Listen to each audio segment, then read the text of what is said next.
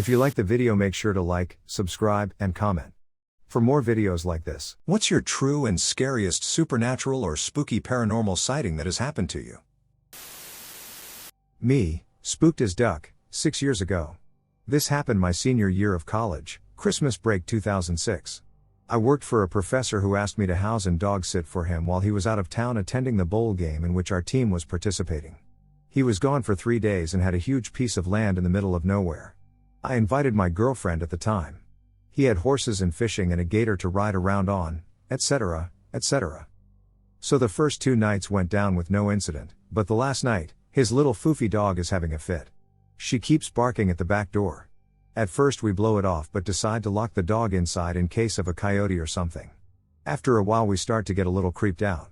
I keep saying it's probably an animal and we'll be fine. My GF, not too bright, wants to go investigate to see what's outside, so I lock the door behind her. Hee, just kidding. She goes outside and says she saw something small and gray, probably a coyote, and it ran off. So, just an animal, no worries. But by this time, we're pretty spooked. The dog now starts barking at the window on the other side of the house. We're still trying to ignore it but are a little worried. We decide to get into bed. Awkward silence. Then I hear it. It sounds like a young girl singing a soft, eerie lullaby. I don't say anything, hoping that my mind is playing tricks on me. My girlfriend says, "Let's get out of here." I say, "Why?" She says, "You didn't hear that little girl singing? Okay, let's get the duck out," and we got it out. I even called someone to talk to me while we walked out to my car. The next morning, I went to clean up the house and such.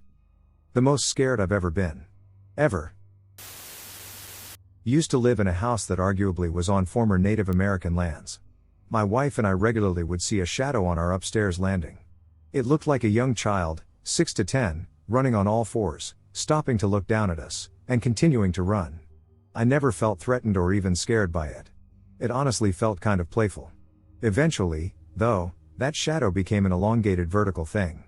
Shortly after the change, we had a well-hung, large framed picture literally fly off the wall while we were sleeping.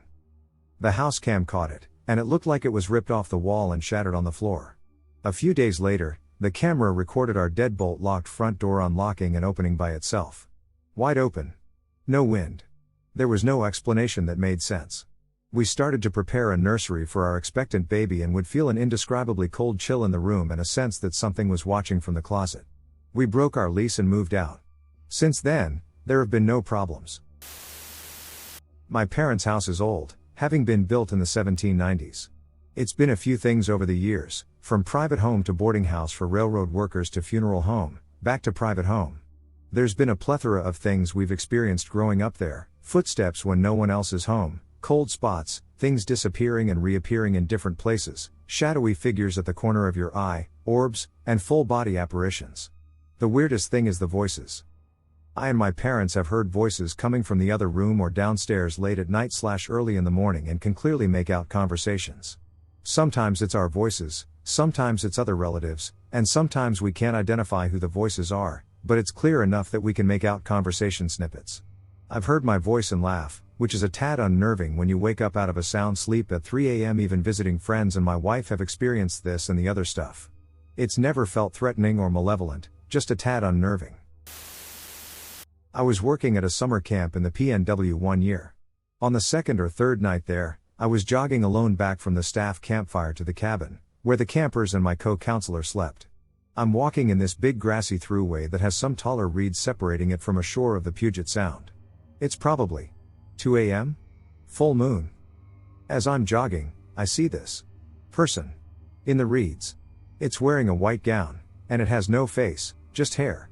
I only noticed it because, as I approached it, it stood up from a crouched position, backed up joltily a few steps, then crouched down again, but I could still see it crouching there, like it was waiting.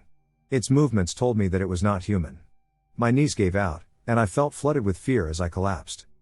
I tried to run back to my cabin, but my legs would not work. I crawled and scrambled there on all fours. I tried to scream, but no sound came out. Just gasping. I finally got to my cabin and fumbled with the doorknob for what felt like a minute before I could open it. I closed the door and stood there waiting for a while inside. I didn't hear anything, but I barely slept. At some point later that night, I recalled laughing to myself, thinking, oh, it was merely one of the campers relieving themselves. I was hysterically laughing at myself for, 20 minutes, then fell asleep. The next morning, though, I realized that no campers returned to the cabin that could have potentially been out there peeing that night. I asked all of them, and all of them said they hadn't gone out to pee the previous night. I'll add that this was a camp that was overtly for non-religious, skeptically minded staff and campers, of which I was and still largely am, but I have no explanation for what I saw that night. Still scares the shit out of me just typing this. I was fully awake when this happened, lying on my bed on the phone with my then girlfriend at about 11:30 p.m. Okay, so I was 14 to 15 at the time, and I was living in a small 3-bedroom house with my father, little sister, 4 to 5 at the time, and my brother, 6 to 7. My brother and I shared a room, while my sister's bedroom was directly outside our door to the left, leading into the kitchen. At this time, as I stated before, I was on my bed talking on the phone when I heard my little sister moving around in her room, going through her drawers, etc. Now, this wasn't so strange, as she would always be waking up and pulling things out of her cupboards, clothes, toys, books, etc. It was just a habit she had as a kid. After a few minutes of this, I see her walk past my door wearing a long white nightie into the kitchen. From this point she is out of sight, but our floorboards are real noisy, so I can tell where she goes. She moves some dishes around and then walks further into the lounge room.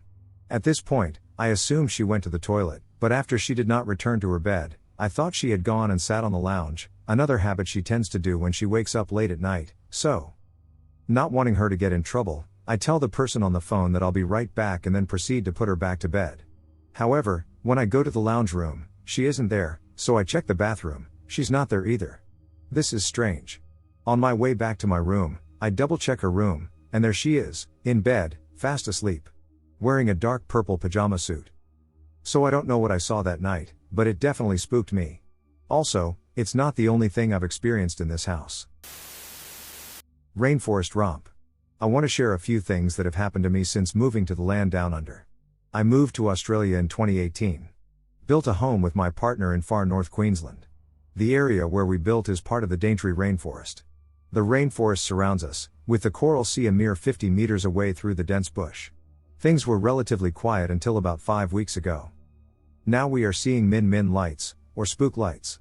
Little balls of light that are far too big and bright to be glowbugs moving through the trees and about the property. Booms and bangs against the outside walls of our newly built home. We grab a torch, flashlight, and go out to see what's going on. The noise is so loud, if it had been a bird or bat, the poor thing would have broken a neck or at least stunned itself. The property is fenced in, gated, and locked. No rocks or clods of dirt on concrete. Nothing on the sides of our house if kids were pulling a prank. It literally sounds like hands banging against the walls. We get up to go see, then come back in, get back in bed, and it happens again. Like it's toying with us. Being mischievous. The locals and aboriginals have told me about yowie, similar to US Bigfoot, bunyip, and other dreamtime creatures that reside and make the Daintree their home. It is one of the oldest rainforests on the planet. The beauty of nature surrounds us, and each night feels like a fresh adventure. We don't know what might happen next. Nothing happens inside the home. The incidents occur solely on the property. I have done research online and at the local library. Can't find anything other than the occasional yowie sighting. I've gotten in touch with a few ghost hunting teams and asked my questions. Waiting for a response to see if they may know of anything. My partner's sister said we may have built our home on a grave site, but I doubt this. Not every building sits on a grave site. It may just be the land itself. I know the Daintree is very special to the Aboriginal. It's sacred. Why do I often find myself without my cell phone in hand during moments like these? It's as if a person becomes so caught up in the moment that they can only experience it. But, from now on, I'm going to try and capture something on film. My parents built a house for us to live in when we were young. I was 6, so my sister had to have been 13 at the time. We would both hear things that would keep us up at night. When I became frightened, I would retreat to her room. Our rooms were right next to each other on the complete opposite end of the house from my parents' room, and it was a big house. I'd have toys randomly activate from the floor or my closet in the middle of the night. I snuck into my sister's room one night to sleep on the floor by her because I was so scared. That night I had a terrifying experience that may have been a dream but felt so real. It was pitch black, and past my feet was the hall leading to my sister's doorway. I thought I had just woken up and was looking around. When I looked down, my sister's doorway slowly creaked open, and a woman wearing all black with dark skin and long, scraggly dark hair hung her head around the edge of the door, holding it with claw hands. She just stared right at me. I could hear her breathing at the end of the hall. I turned to look at my sister and could see her sleeping peacefully. I hid my head under the covers, horrified, for what felt like hours. My sister was pretty horrified when I told her what I saw in the morning. Stuff like that happened until we moved out a couple of years later. It was old farmers' land they built on, but also very, very close to a recognized Native American reserve. My dad had shit going on in his house, so much shit that almost every kid who would come in, myself, my sisters, my brother, and my dad have all had multiple experiences in there. I remember one time I was going upstairs to have a shower. The bathroom was at the end of the hallway, and on the way to it, I had to pass by the room I shared with my sisters when I was over for the weekends. As I passed by, I saw something sit up on the bottom bunk. We had bunk beds in there, out of the corner of my eye. This thing looked like a little girl. She had pale skin, short black hair that was cut in a bob style with straight bangs covering her forehead, and her eyes were these massive circles with large black dots in the center for pupils. She was facing sideways, so her right shoulder was facing me when she turned her head. The other half of her body looked like it was under the blankets. I remember getting such an intense feeling of fear that I went back downstairs and refused to go upstairs at all or even sleep in the house. My dad had to set up the camping tent in the backyard for the rest of the weekend. If this occurrence had been nothing/me just seeing things that weren't there, I feel like I shouldn't still remember it in perfect detail at the age I am now. I saw it when I was maybe 6 or so. I'm 23 now. Shadow person encounter of the third kind? I've never really spoken about my experience publicly, but some recent research has shown me that other people have gone through very similar things. This happened to me when I was 15. It was just past midnight, and I was awake way past my bedtime, on the phone to my then girlfriend. I live in a small flat, so you can hear whenever a room door or the main door is opened. I heard the main door open. It was my older brother returning home after a late night. He always liked to check on me, so I quickly ended the call with my girlfriend. I brought my blanket up to my neck and half closed my eyes. Through my half-open eyes, I saw him open my bedroom door. I closed my eyes fully, and I then heard my bedroom door close. He and I have always had a very mischievous and fun relationship, so I naturally assumed he was trying to trick me by faking closing the door and staying in the room. I opened my eyes slightly, and I saw his figure, albeit very silhouetted, standing behind my closed bedroom door. My bed at the time was on the other side of the room. I then saw him inch closer slowly, and I was getting ready to spook him. I closed my eyes. I felt the weight of his hands on my blanket over my feet, tracing them, which was very unusual of him, but I didn't think much of it.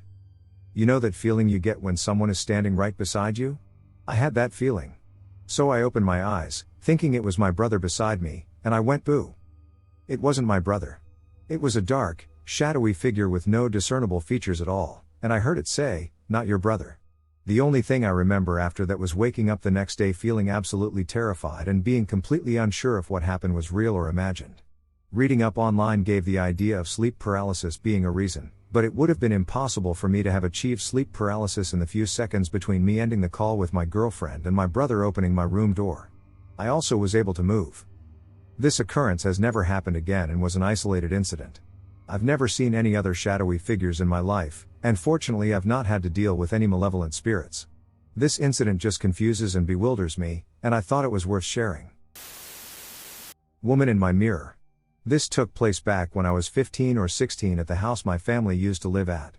I guess I should mention that the house was right next to some woods where unclaimed prisoners from a nearby old prison would be buried. I never experienced any particularly strange moments in the house, except for one instance that truly frightened me.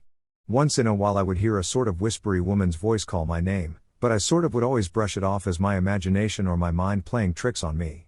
It was a nice house, and I felt safe there, but at the same time it was the sort of house that if you turned off the lights by the stairs, you'd probably want to dash back up really fast, lol. I occasionally experienced a sense of unease, but not consistently. At this time, an aunt was living in our basement. I was close with her and would often sleep with her in the basement just because she liked the company down there, and we would watch movies and shows together at night a lot.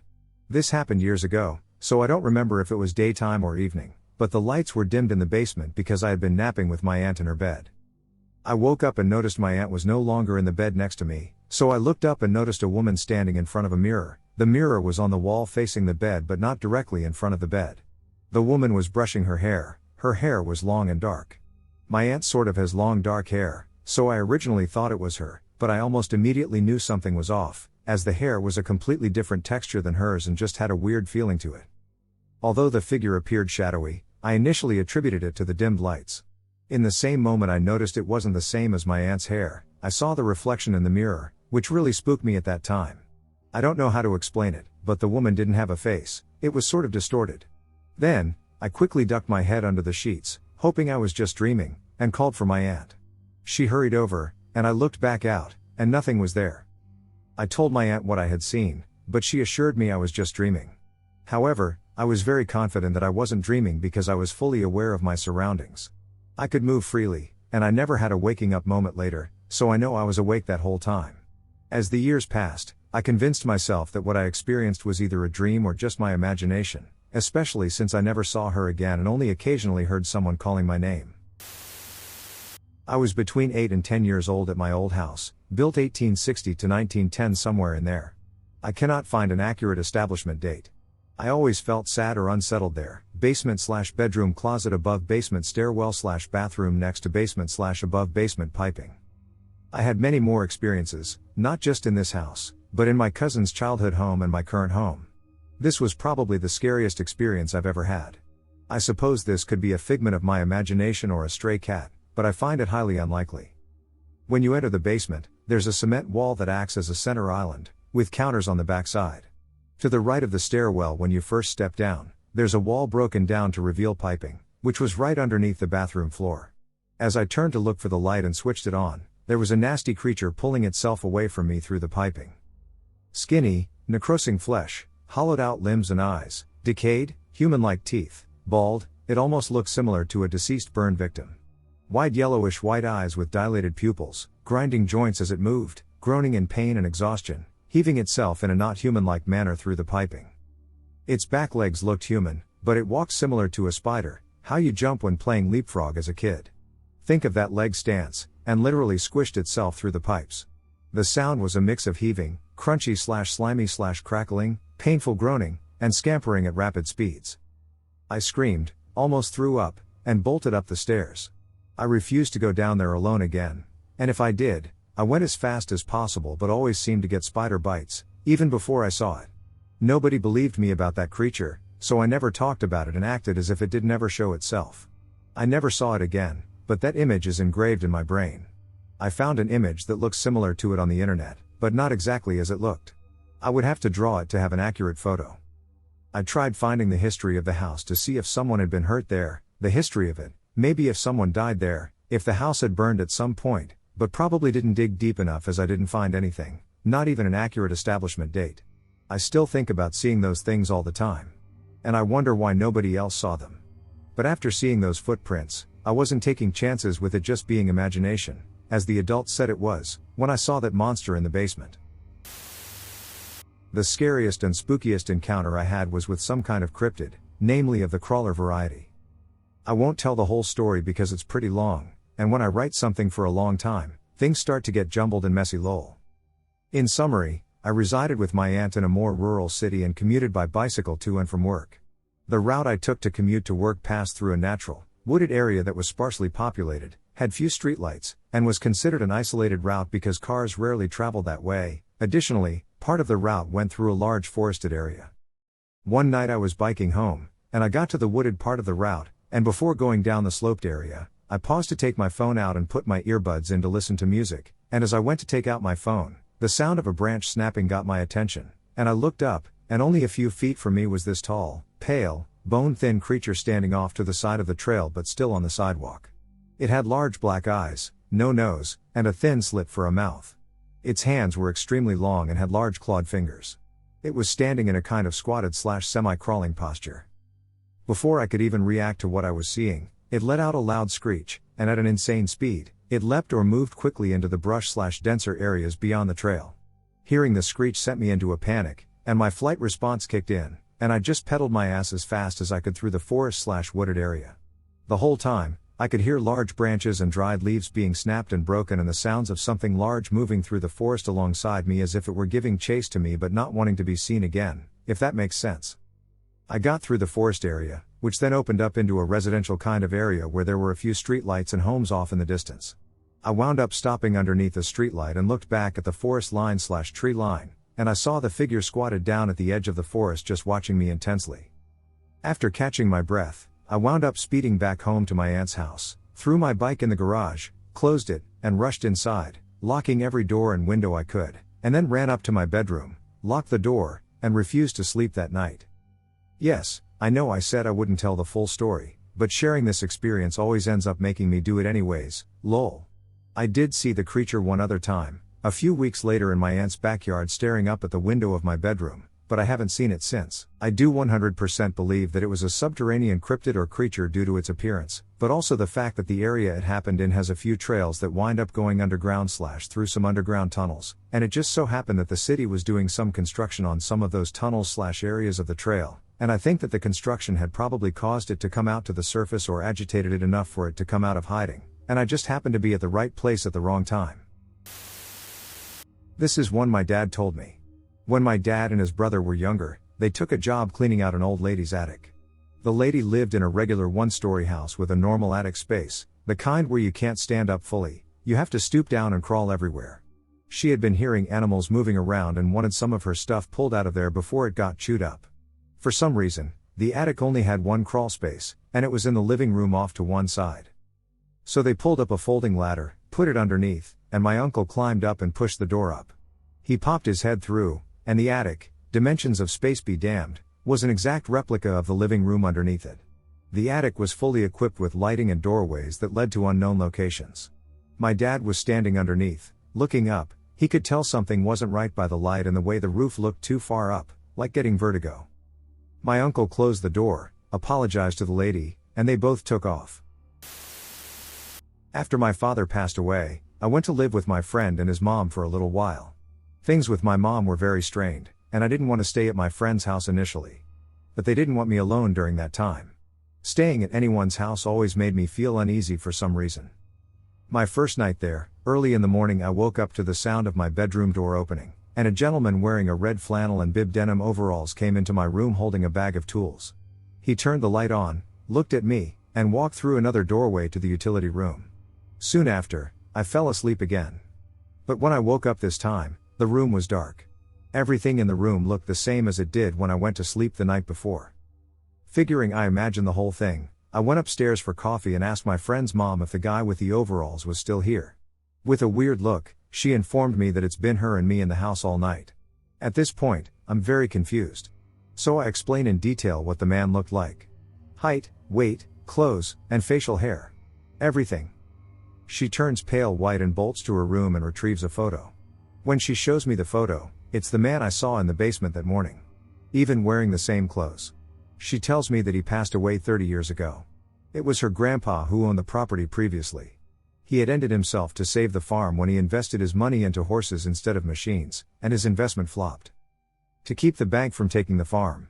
On a stormy night he took a lightning rod into the middle of a pond, and nature took his life when lightning struck the rod. Because of this, life insurance paid out, and his demise saved the family diary and kept the house from being foreclosed on. Strange woman, E1170 Road, Oklahoma. This incident took place in between Cheyenne, Oklahoma on a county road called Blacktop Road. That flows east into the Black Kettle grasslands of Cheyenne and west out of Cheyenne towards Arapahoe, Oklahoma. When I was growing up in Oklahoma, my family used to show livestock. We arrived at the Cheyenne Livestock Show the day before show day. I was 11 years old, I believe, and we had just finished unloading the supplies and show hogs as well as setting up their pens with food and water for the night.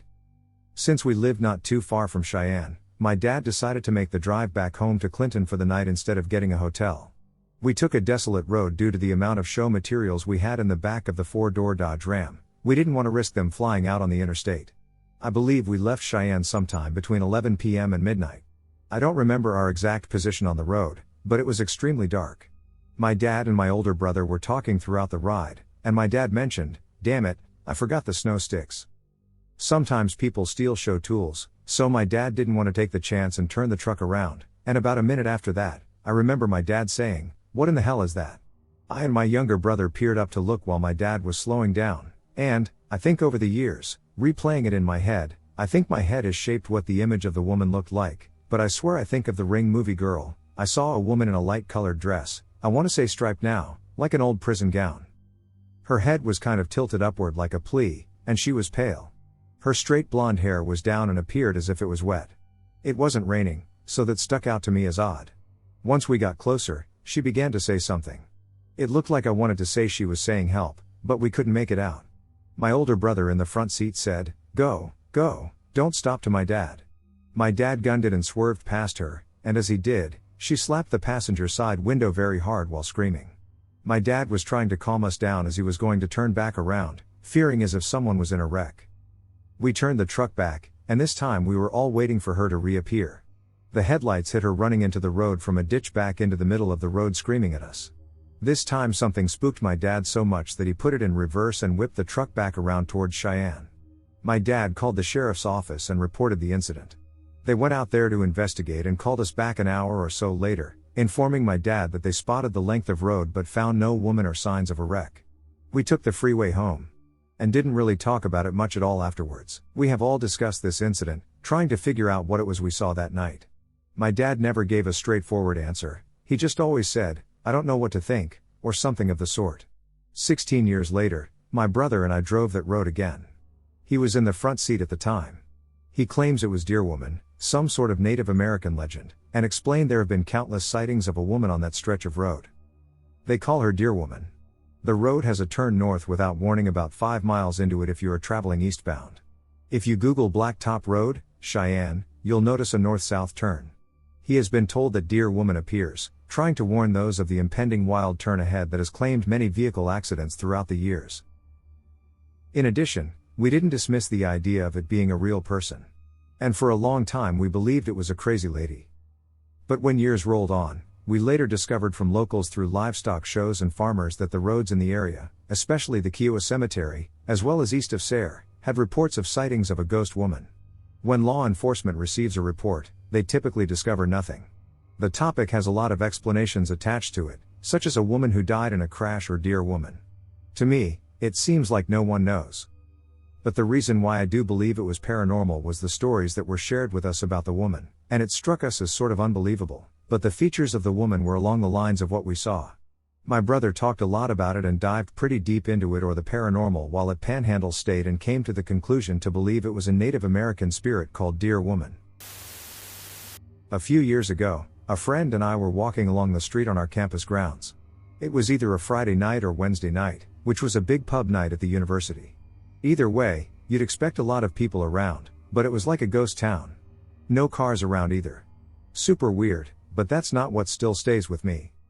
So we're walking on the sidewalk, talking to each other, on this eerie, oddly quiet night when I hear a sudden, sharp whisper right behind me, almost near my neck, a woman's voice abruptly saying my name. I and my friend both jump, and I look at him, probably pale as a ghost, and ask him, "Did you just hear that?" He nodded. "It sounded like your name." Spooked, we looked around to see if there was anyone around, any animals, or any potential source of noise. We were surrounded by bushes, trees, and small buildings, including a corner store, frat houses, and a parking lot, on both sides of the street, but there was no movement, no source of noise, and no wind at all. Zilch. Creeped out of our minds, we continued walking to the bus stop. I'm happy to say nothing exciting happened when I came home, nor can I recall any funky dreams or incidents after this episode. The voice vaguely sounded like a friend of mine's, but I can't be sure. Nothing like this has ever happened again, and to this day I still can't rationally explain what happened. Something in the house, looking for advice. I'm spooked because I'm sleeping alone for the first time in a house I suspect is haunted. I just wanted to get some advice on what I should do if any of this happens again. First, background on why I think something is here. My boyfriend and I purchased a house at the beginning of March of this year. While we were moving in, my dad brought over this random wrought iron decorative mirror he said he recently found in the back of an old storage closet at one of his rental properties. It fit perfectly on a wall in the hallway, so I decided to keep it. However, I didn't have time to hang it, and as a result, it remained on the floor against the wall. 6 days after moving in, I woke up at 5:30 for an exam. I sat in bed silently scrolling through Facebook for about 10 minutes until I decided to actually get out of bed. Before moving or making any noise, I put my phone down and stared out into the hallway, looking at what I thought were my dog's feet, but it was hard to see. The dog is pure white, but the house was dark. As I was deciding if it was dog feet or a towel or something, a black object the size and shape of a cat with its tail pointed straight up flew over the feet, about 8 inches off the ground, at like 25 to 30 miles per hour. I'm a rational person. I initially thought either I was still asleep or groggy from just waking up, or that it was a shadow from a car or something going by, or that it was my cat, which is also cat-shaped. I did not think it was anything supernatural until my dog jumped up out of a dead sleep literally 2 seconds after the thing flew over his feet. He ran in the direction that it headed and was angrily growl barking at whatever it was. I immediately got up to check if it was my cat who had just startled the dog, but the cat was asleep on its kitty condo. I panicked and woke my boyfriend to help me look for a critter, but we found nothing, and the dog stopped barking after 30 seconds. So I thought it was some weird coincidence. The next night, I wake up to the dog angrily barking at something again. I look at my phone, 5:40 a.m. Once more, the house appears empty. Later that day, I hang the mirror because it fits perfectly, and some cat/squirrel ghost isn't going to scare me. I told my boyfriend that if anything weird happened that night at 5:40 a.m., we were moving immediately. Thankfully, nothing happened, so I believe hanging the mirror stopped whatever it was from escaping out of it. Anyway, nothing more has happened with that since March. Now, the recent occurrence. About a week ago, we were waking up, and my boyfriend went to let the dogs out. I watched him walk out the bedroom door, then closed my eyes and fell back to half sleep, straight into a dream. In the dream, my eyes were open like before, and my boyfriend walked back into the room but stopped between the doorway and the bed and was just staring at me. Just as the back door opened to let the dogs out, I heard the alarm sound. So I said to the thing standing in front of me, "I know you're not him. He's on the other side of the house. Did you come from the mirror?" And it slowly just smiled and shook its head no, then lazily lifted its right arm, still smiling, pointing its finger towards my boyfriend's side of the bed/nightstand area. Then it vanished from sight. I am 98% sure this was a dream, and I was just incorporating auditory stimuli into it, but 2% of me has this weird gut feeling that it isn't. I have never had sleep paralysis, narcolepsy, sleep disorders, or any mental disorder. I take no medications and do no drugs/alcohol or anything else that could precipitate hallucinations, so I'm fairly certain it was a dream. I am seeking guidance on how to address the possibility of this impostor phenomenon recurring, particularly as I will be alone in the house for the weekend. I am also curious if others have experienced similar occurrences or if these may indicate a more significant issue. Thank you. I lived in a haunted house for 8 years. It was mostly sounds and smells. Every now and then, we encountered something more intriguing. We'd hear the sound of dishes breaking in the kitchen, but nothing was broken. Once, when we had a house full of visitors, it sounded like the cabinetry in the kitchen broke off the wall and everything was shattered. It was loud. But nothing. People in the room were freaking out. It happened a few times when I was alone there as well. Sometimes it was just the sound of a single glass or plate. Except for the first time, when my wife scolded the ghost by saying, "You can stay, but you can't break anything." Nothing was ever actually broken. That first time it was a few plates, which she witnessed fly out of a closed cabinet.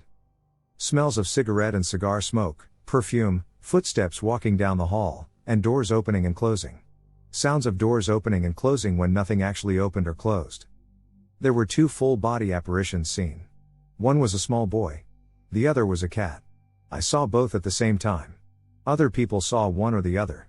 We frequently felt a cat jump up on the bed in the middle of the night. Now, we had 4 cats at the time, but the door was closed, and they weren't allowed in. The cats would sometimes react to things they saw, but it was with interest, never with fear. The ghost cat was orange. We didn't have an orange cat. We also believed that there was both a man and a woman present. One or both smoked. The pipe and cigar smoke was actually fairly pleasant. Cigarette smoke is always noxious, and the woman was marinating in perfume that we described as old lady perfume. We once caught an EVP that recorded on the tape backwards. It took a year or more of trying to decipher it when I decided to play it backwards. It just said, "What do you want to do?" But all weird and wobbly sounding. Sometimes things, usually important papers, would disappear from my desk. They would reappear hours, days, or sometimes weeks later, always in the same place. In the kitchen, on the floor, in front of the sink. For a while, after my father passed away, we would find peanut shells in the living room on the floor. He liked shelled peanuts. My dad never set foot in that house. In fact, he passed months before I moved in. It was interesting and actually kind of fun. Having guests over, half hoping for a show. Only one time was I ever frightened. I was home alone, and the house somehow filled with flies. I killed a bunch, left for evidence later, and then they slowly disappeared as mysteriously as they had arrived. I was home alone that day, but my wife got to see hundreds of dead flies in the sink. I heard a whisper in a hallway once. But so did my mom. Which spooked the shit out of me. This happened back in 2019. I'll try to give good context. I'm not even sure if I'll be believed.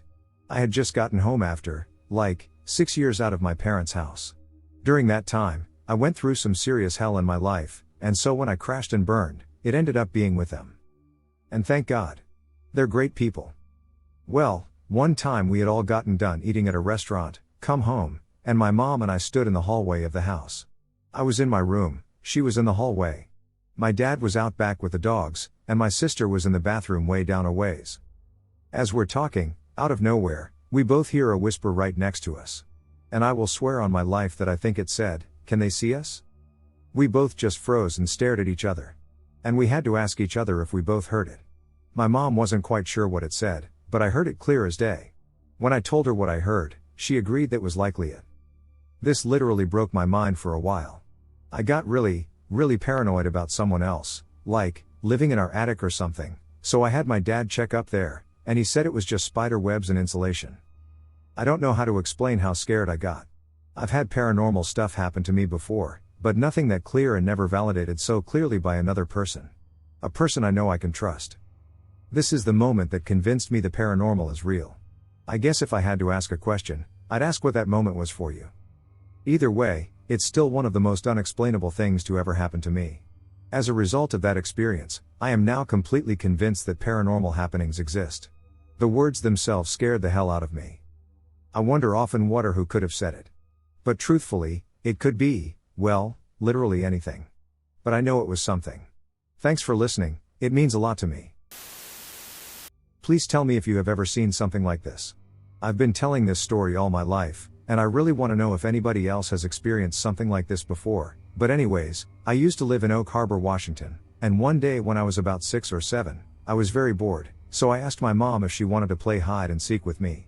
She said yes, and I counted to 10 and began searching the whole house for her, and I couldn't find her anywhere, so being young, I ridiculously thought she was probably hiding outside, so I put on my shoes and a flashlight. It was around 7 p.m., and it was pitch black because it was sometime in the winter. I went to my backyard, where I immediately saw a white figure standing in the corner of my backyard. My mom wore a white robe around this hour, so I assumed it was her, and so I started saying, "I found you," and flashed the light onto her, but she wasn't responding, so I got closer to her, yelling, "I found you." At this point, I was all the way down from my porch steps, and I couldn't make out her face. It was blurry, so I tried to get a better look, and so I kept getting closer and closer until I was inches away from her, and I still couldn't make out that face. Now this is where my memory gets choppy. I remember just standing there in silence and how she was far taller than when I was standing back, and that's when I finally realized that it wasn't my mom, and I just stepped back, and I usually leave this part out because when I'm telling this to people, I don't think they believe me, and I also think that maybe I'm misremembering things, but it just crouched down into a rabbit and ran off into the woods. My backyard had a patch of trees that led to a road further back. At that point I just ran. I wasn't thinking straight, so I ran to the front of my house and started banging on the door, and my dad opened it and got mad at me, and then I explained to my parents that I had looked everywhere in the house, so I went outside and saw a person, and then my dad told me that my mom was in their room the whole time. For some reason, they didn't take me seriously when I said that there was someone back there.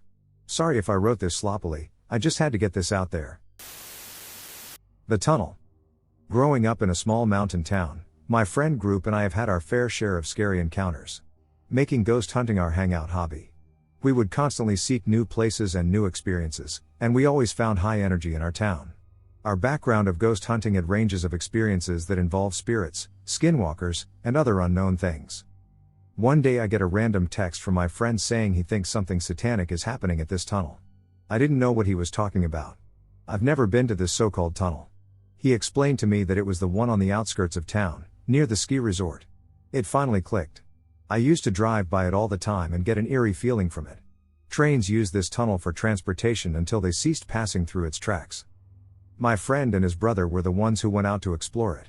He had then sent photos of a deer head hanging from a wire with candles in its eye sockets. And candles around it. Of course we had to make a trip out there again the next time we hung out.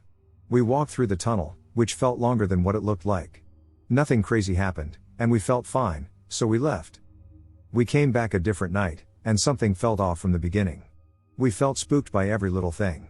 It felt like something was watching us.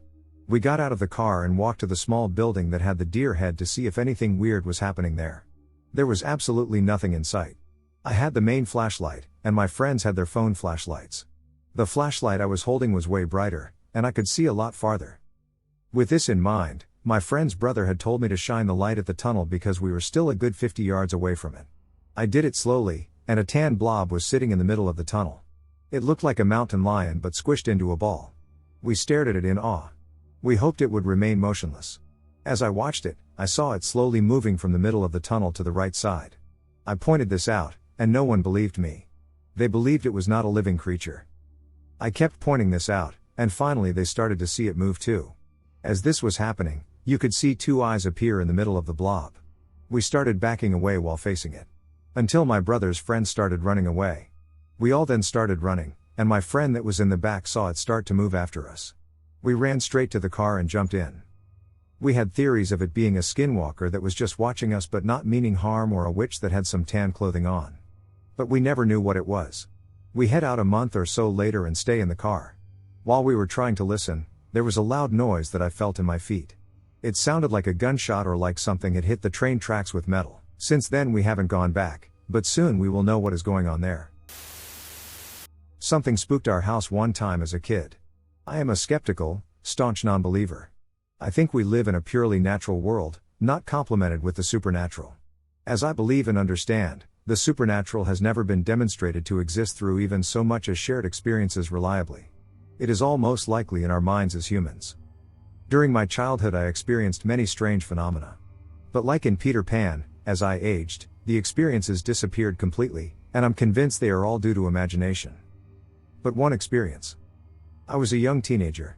I slept on the main floor all the way at the distant end of the hallway. My mother and younger brother both lived in a refurbished basement. I recall being awoken to noises in the house, particularly in the bathroom. The bathroom was located halfway down the hallway I slept at the end of. I lived with the door to my room always wide open and a bead curtain hanging in front of it. So I could hear quite audibly the noises in the bathroom. It was enough to wake me up. The tap in the sink was turned on and off many times. Bathroom drawers were opened and closed repeatedly.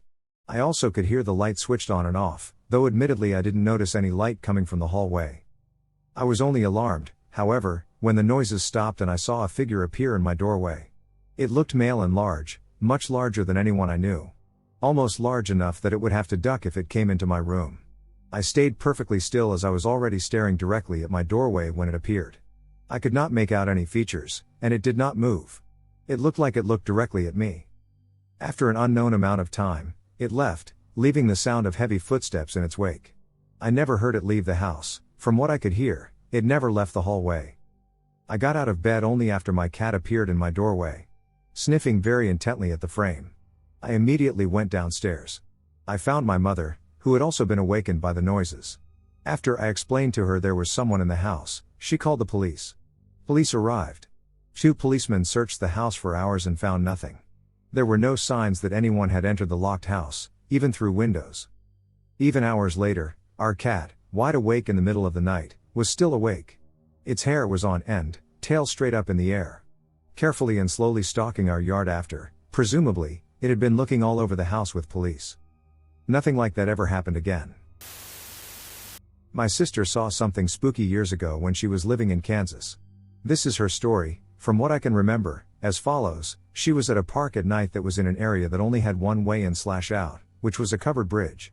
During this time she was in the middle of an abusive marriage, so she would often go here as an escape, often at night. So this was something she had done before without any issues.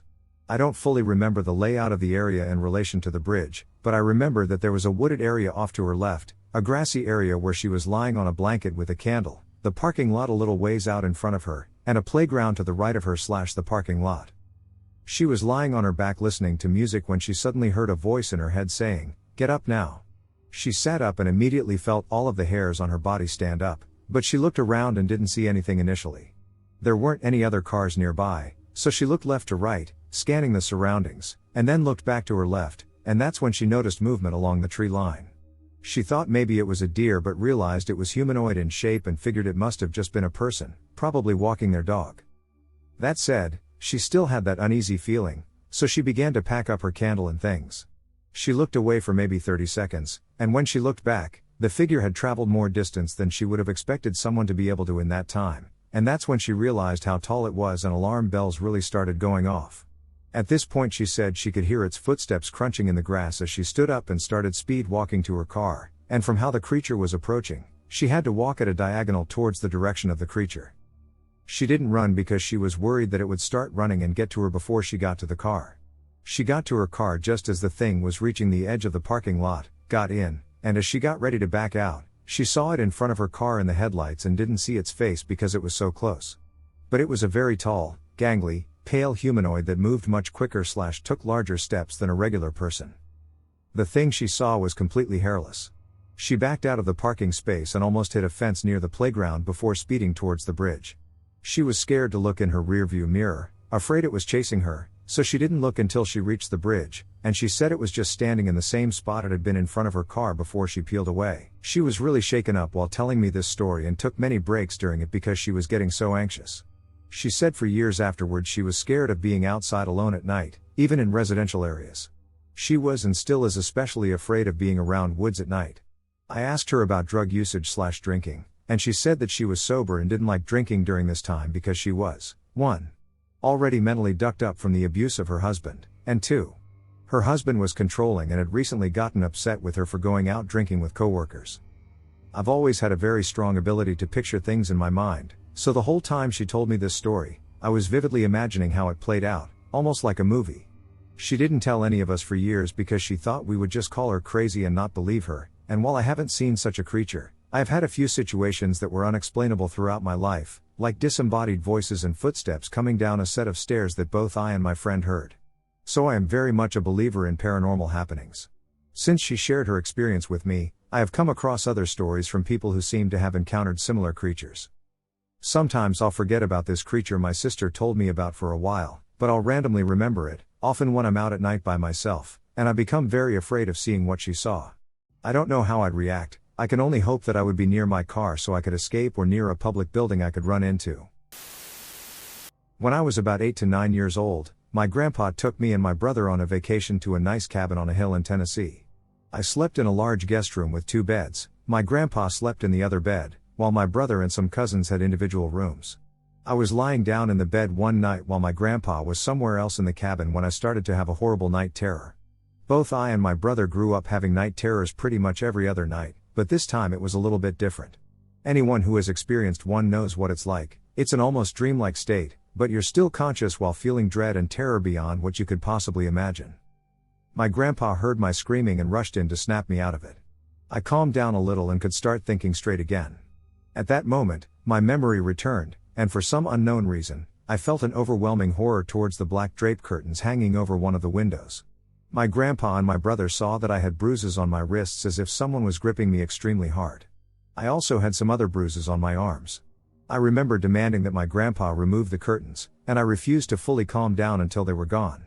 My brother, who came in shortly after my grandpa did, confirmed that my arms were indeed covered in bruises. We still talk about that occasionally to this day. Something definitely didn't want me there. My family is Buddhist, and we have this monastery that we always go to in LA. The head monk there was pretty chill until everyone found out that he was involved in some shady stuff. He got kicked out, and the monastery was unoccupied for a while. It was dead dry here and there, people would come over to maintain the place. That one evening about a year ago, my aunt asked me to come and help her clean and tidy up the place because a monk from out of town was visiting and staying there. We arrived, and it was pretty dark already.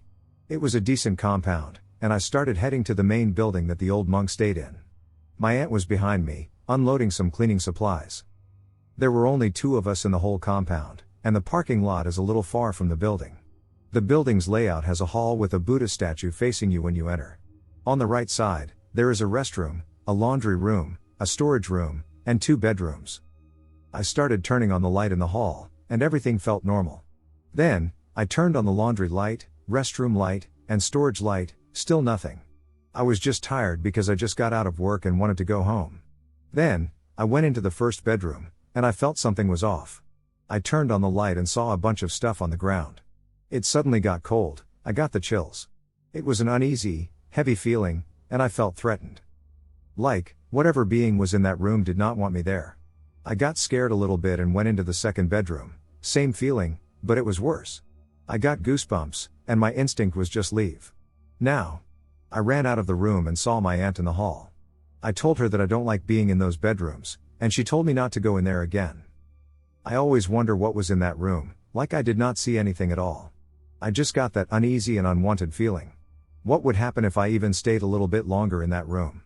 After all of that, my aunt asked me to get a tray for the flowers, and I went to this little outdoor storage alone. It was so dark, and I did not feel anything at all. So I know that I was not imagining. The funny thing is, ever since I was a kid, I was always told to stay near the Buddha statue because it would protect me. What was I supposed to do in this situation, considering that it occurred right next to a Buddha statue? All I know is that I don't want to have that feeling ever again. Hunting lease experience. I'm not sure what it was, but I need your help. Currently I'm at my family's hunting lease. Last night I was in the bedroom I'm sleeping in. It has 2 twin beds and isn't the biggest, and it was just me. My parents are 2 rooms down. At 11:44 I woke up suddenly, but I had an eerie feeling. Looking up, there's a small rack with hunting clothes and 2 small backpacks. That's when I see a tall female-looking, transparent yet black figure. It was quite tall. As soon as I noticed her, she said something along the lines of, "Come on, take a backpack and come with me." Unsure of what I'm looking at, I say, "What? Who are you?" She repeats her line, "Come on, take a backpack and come with me." I reach down to my side and grab my phone, turning the flashlight on and facing it to her. She's gone. Immediately my heart starts beating out of my chest, and I'm having trouble breathing.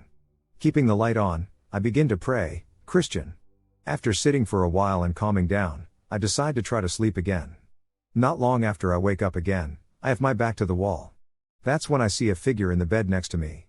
I freeze, and they sit up, staring at me. This made me sit up quickly, and I then saw another figure next to the rack to the left. My heart is beating out of my chest, so I run out and go to my parents' room and tell them. They know I love paranormal things and have a deep belief in them. I was shaking almost uncontrollably, and my voice was trembling as well. They say I could sleep in their room, full and twin bed. My dad says it could be easier to sleep in the bunks outside their door and leave their door open. I set myself up to sleep in a bunk by our dog's crates. Still uneasy, I'm constantly looking around me in fear they're still there. Suddenly, as I'm about to fall asleep, I hear my dad freaking out and my mom consoling him. Apparently, something was trying to rip his blanket off of him. I found out this morning. I wake up around 5:30 a.m. before leaving for our morning hunt to the sound of a banging noise, like someone hitting wood in the room. It happened 3 times at different times, 3 minutes, 5 minutes, and then 3 minutes. It was never together. It was normally 3 bangs. I'm not sure what happened, but it definitely has me spooked. Even just writing this, I'm uneasy. I'm a huge paranormal fan, or enthusiast, you could say, so I'm trying to think. I wonder if there was anything I could have done to provoke the situation. But soon our lease is ending since the owners want it for themselves. What's going on at my farm? My farm has been in my family's name since 1798, it was built on an Indian burial ground. I know that's always what people say, but I'm 100% serious. All throughout my childhood I've heard stories passed down from my ancestors, stories like our livestock disappearing, names being called from the tree line, the normal ghost stories you get told by the campfire. I had always dismissed these stories as mere tales, but an incident that occurred yesterday completely altered my perspective. While I was trying to sleep watching Seinfeld, like I always do, the dogs started to go crazy, which is pretty normal, but then I started to hear whimpers as soon as a scream started. It was like no scream I have ever heard. It was high-pitched and low-pitched at the same time. I immediately grabbed my 12 gauge and ran outside as fast as I could, but then everything just went still, no screaming, no barking, hell, even the cicadas stopped chirping. It was the most terrifying quiet I have ever experienced. I turned on my phone light and started scanning the perimeter of the dog pen when I noticed whispering from the tree line. It was a weird whisper, like it was beckoning me to come closer, but it was in no language I could understand. As any sane person would do, I immediately ran inside and locked the doors and double-checked that the windows were locked. As soon as I got inside, all the noises started again. The cicadas, the dogs, everything was normal. As I went upstairs, I had a terrible feeling of being watched, and I just couldn't sleep. I haven't slept since then, and I'm terrified of what may happen tonight. Someone, please tell me what's going on. I saw a shadow person. When I was 17, I was at my friend's apartment building, which his parents owned. It was a pretty old building in the Pilsen neighborhood of Chicago, and according to his dad, it used to be owned by Al Capone, but I'm not sure how true that was. We had an apartment on the top floor that they let us use just to hang out, and it allowed us easy access to the attic. It had a lock on the door, but we had a key, so we could go out to the roof and smoke cigarettes. One night, we were about to go up, but I had to pee, so I told him I'd meet him up there. Once I finished, I ascended the stairs to reach the attic section that connected to the roof. There were no lights, so we always used our phones to guide us. We had old flip phones without lights, so you had to use the screen's light to navigate the clutter. As I made my way to the roof door, I saw a shadow pass by me. Now this wasn't like the shadow of something moving with the light of my phone. This shadow felt solid like a person. I followed the direction it went, thinking it was my friend.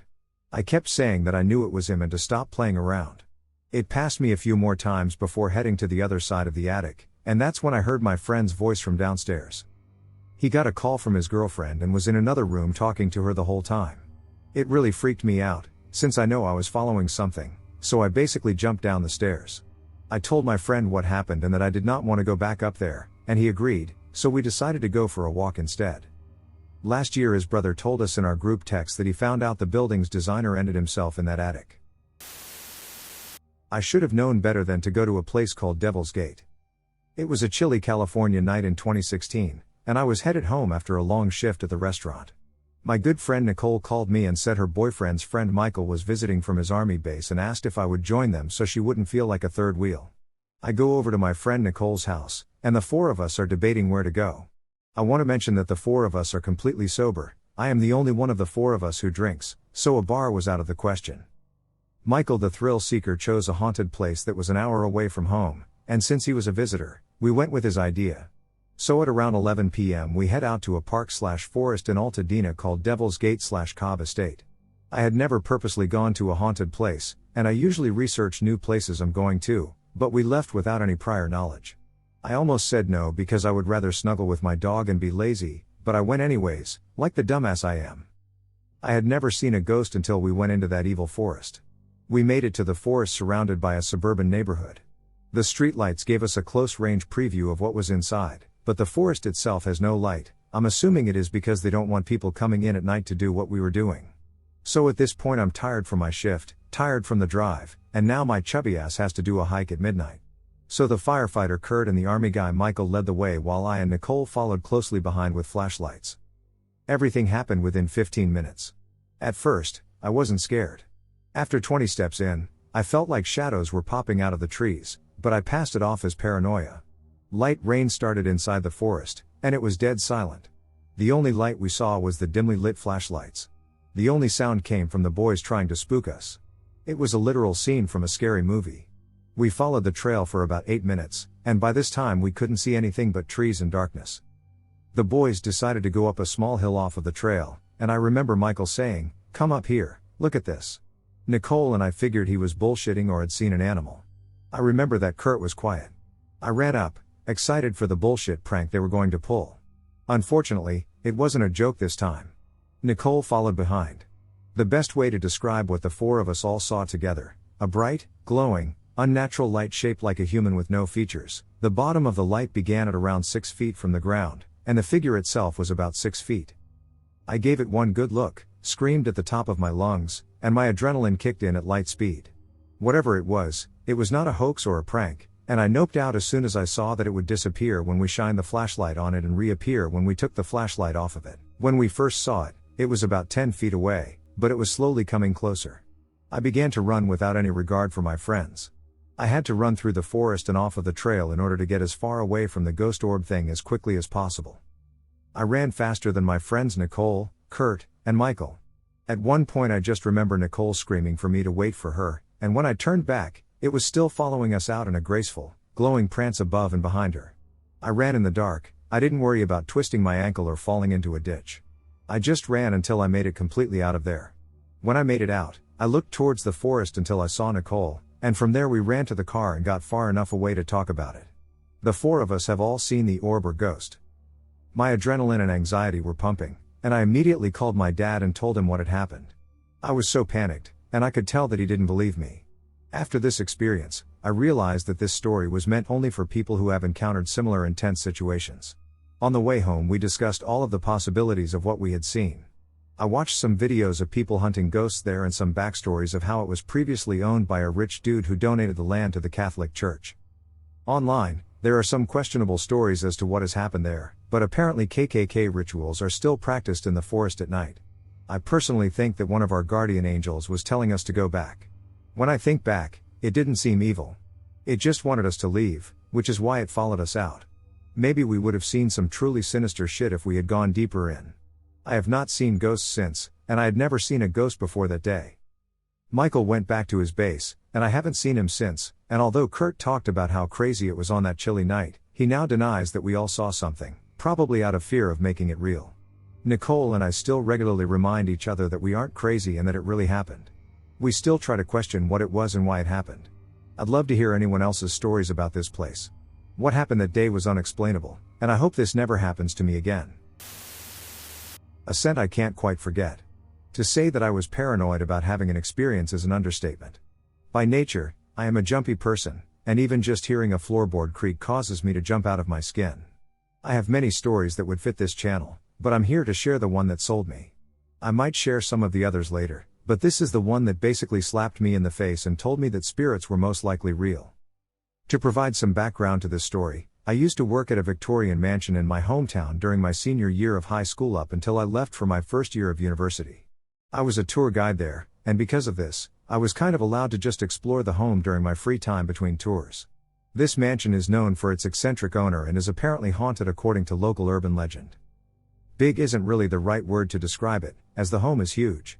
Its layout is confusing, which lends itself to the overall creepy vibe that the house just gives off.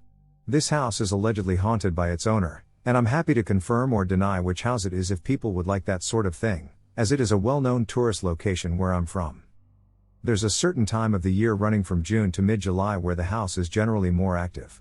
Tour guides, who spent the most time in the house, generally agree that there are more sightings and paranormal experiences this time of year. Our running theory is that these were the weeks in which the owner's daughter was alive before dying 6 weeks after birth. This death was what really started the owner's spiral into what many would consider to be hysteria or craziness. This happened in late June in 2018, if I remember correctly. It had been a slow day, especially slow for the summer months, when waves of tourists would come to tour the home. During slower times, tour guides are sent into the home to clean, generally dusting, washing windows, or sweeping, simple tasks that would help maintain the house. I, along with one of my coworkers, was cleaning in the owner's main bedroom. We tour guides would refer to this room as the dead room, as this was, in fact, the room that the owner died in. This wasn't something we would use around guests, as that would probably freak out the ones there that were not fans of paranormal activity. We had many guests that were fascinated with the architecture or were there just because Yelp said it was a fun tour. At this time, my coworker was fairly new to the job, and seeing that I was one of the more senior tour guides with a year underneath my belt, I was pointing out things in the room to her. One thing in particular that I pointed out was a scent sachet that was placed in a period picture on the bedside table. It was supposed to have a floral scent of some kind but was not particularly strong, so guests most likely would not be able to notice any difference it could possibly make. After doing so, I decided to actually do my job and clean. I was dusting the window frames, and my coworker was inspecting the chest of drawers. For reference, this is across the room from where I pointed out the scent sachet to her just minutes before. While she was seeing if the various drawers in this antique piece of furniture would open, she noted that the scent sachet would possibly be more effective on this side of the room, as this was the side of the room where guests would enter on the tour route. There were 4 drawers on each side of this chest of drawers, and she finally got to the bottom one. At this time, we were about 3 or 4 feet apart, our backs to each other.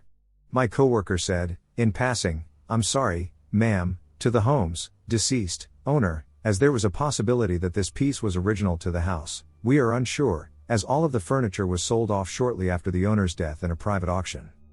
As she stood up, there, all of a sudden, was a strong rose scent, as if someone was shoving a bouquet right in your face, coming from right between where we were standing. I remember feeling this wave of panic immediately wash over me as I turned to look at my coworker. I asked her if she smelled it too. She said yes and that she was certain we weren't alone anymore. After a long moment of staring at each other, we both bolted from the room, incredibly spooked by this intimate moment. I have found no way to explain it since, and the smell of roses never fails to cause a shiver to run down my spine. I still have chills from a personal experience I had during a ghost hunt in Old Town, Texas spring. We were touring an abandoned Masonic lodge, and as soon as we entered, the lights began flickering, and our EMF meter went wild. While discussing the legend of a woman who supposedly shot her husband on that very property after catching him cheating, we suddenly heard what sounded like 2 gunshots in the distance. It was surreal and terrifying all at once. Woman Hollering Creek, a real location near San Antonio, Texas, holds another haunting tale. The creek gets its name from the strange, mournful cries that locals claim to hear echoing around the area. The legend connects to the Mexican story of La Llorona, the weeping woman. According to folklore, La Llorona was a mother driven to madness who drowned her children in a fit of rage or despair. Now, her tormented spirit is said to wander the earth, crying for her lost children. At Woman Hollering Creek, many believe her spirit lingers, wailing and warning anyone who ventures too close to the water. Visitors to the creek have reported hearing unexplained screams or cries, especially late at night. Some even claim to see a ghostly woman walking along the creek's banks before fading into the mist. Whether it's real or just an old wives' tale, it's a story that definitely keeps people on edge. Something from my childhood came back. I've had many experiences with the paranormal ever since I can remember. Throughout the years, paranormal experiences have occurred so frequently that my initial reaction is now to try to debunk them. If I can't find a scientific explanation, I usually attempt to ignore and forget about them. When I was 7, my family and I moved into a house that was built in the late 1880s. I have probably close to a dozen experiences that are worth telling about, but for now I'm just going to focus on the one that still haunts me to this day. I was 9 at the time and had just moved into the second largest bedroom in the house. I had a bunk bed, but due to my sleepwalking, I quit sleeping on the top bunk.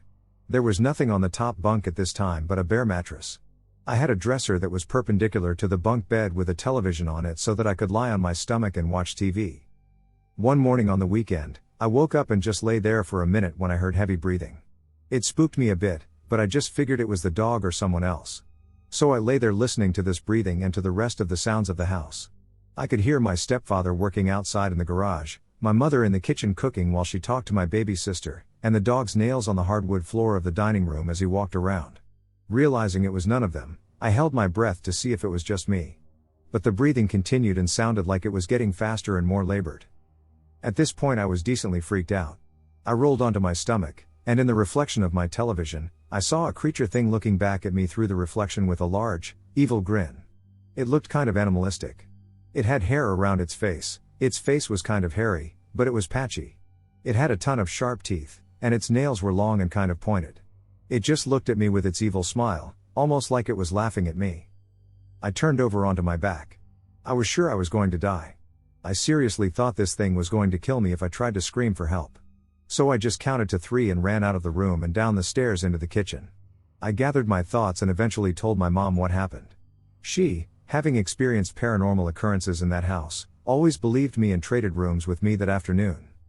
It wasn't until after they moved out of that house when I was 18 that she said that she and my stepfather both heard the breathing on multiple occasions. I'm now 24. When I was 22, I was living with a boyfriend. We rented another old house that was built around the 1890s. We didn't have any pets at this time, and his son, who was 3 years old at the time, was at his mother's house. We were lying down and getting ready to sleep. I could tell that he was starting to fall asleep by his breathing. I was just settling in when I heard heavy breathing. I thought it was my boyfriend until I heard something rustle the paper on the desk across the room. I froze and tried to think if I had left the window open or not. Then I heard something jump off of the desk and onto the floor. It sounded like a heavy cat jumping down onto the floor. Then I heard the breathing get louder as the footsteps came closer to me. I opened my eyes and looked at it, as it was breathing on me. It was that same face from my childhood. It just stood there with the same smile it gave me before. As soon as I saw it, I instinctively leapt backward and landed on top of my boyfriend. He woke immediately and freaked out, wondering what I was doing. I started telling him what happened, but the entity was gone at this point. He brushed it off as a terrible dream and went back to sleep. So I'm wondering if anyone else has experienced something like this or has any idea as to what it might be. Any insight is greatly appreciated. It's one thing to tell people you've had a paranormal experience, it's another matter entirely when multiple people are able to confirm that experience. It makes you feel less crazy when you know you're not alone. One experience I and 3 other friends like to talk about is the time we were sitting outside around a glass table. One of my friends asked if we could pass him a tin of tobacco so he could roll a cigarette, and no sooner than he finished his sentence did the only empty chair left at the table begin to shake violently. I mean, this was dramatic. I and another friend close to it began scooting away so it wouldn't hit us. The tobacco tin was on the table directly in front of this chair, and just as dramatically as it started, the chair immediately calmed down, and the tobacco tin slid so gently across the table and stopped in front of the friend who requested it. We often talk about it when we get together just so we can all re-spark our belief in the paranormal. Does anyone else have any similar experiences? Scary story from Oklahoma. Growing up in Tahlequah, Oklahoma, in the late 90s, we used to have an individual doing medicine on us. We lived in this trailer off behind the restaurant Del Rancho. The trailers were in 2 columns. We had some friends who lived down towards the entrance to the trailer park, next to the mailboxes. It isn't that far of a walk from our trailer to theirs. Our friend was a menace. He always would try to scare us by looking into our window that could see into our room, knocking on the door in the middle of the night, or hiding under the trailer and jumping out and scaring us. He was younger than me but older than my brother. One day we were all outside playing and jumping on his trampoline, and he said, "I tried scaring y'all last night, but there was someone already there." I was like, "What do you mean?" And he repeated the same thing. I asked what they looked like, and he said when he came down the road and he looked up to the top of our trailer, there was a man standing on top. I didn't really understand, and he said the man was just standing here on top and didn't say anything. I asked what his face looked like, and he said the face was just like a black hole or just like a shadow. He got scared and went home. He didn't tell us for some time because he was scared to talk about it. He stopped messing with us after that. We had a lot of stuff that was messing with us in those days, and they linger to this day even after the person passed away. I want to hear your stories. My paranormal encounter. Hi everyone, I'm 17, male, and thought I'd discuss my paranormal encounter that I had at the Manly Quarantine Station in Sydney at North Head. We went there for a school trip about 2 weeks ago and went on a night tour where we were separated into 3 groups of roughly 15, if I remember correctly.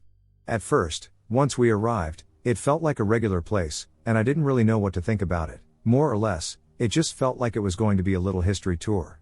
The first stop we went to was the gravedigger's cottage. The minute we walked inside, it had a really creepy vibe, and I felt that feeling where I had to leave as if I were a trespasser. My friend stood near the back of the room and got a severe tingling sensation all through his body, then began to feel nauseous. He moved across the room and instantly felt better, all while the guide told some stories of the dark history when the flashlight he brought began to act strange as though it was running out of battery. It seemed as though a force was at work.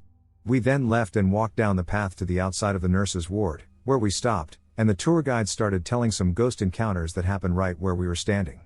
The whole time he was glancing back and forth down a little outdoor walkway. Once our group noticed, we all looked and saw a silhouette of a lady standing right outside of a building. However, as we got closer, she disappeared into the shadows.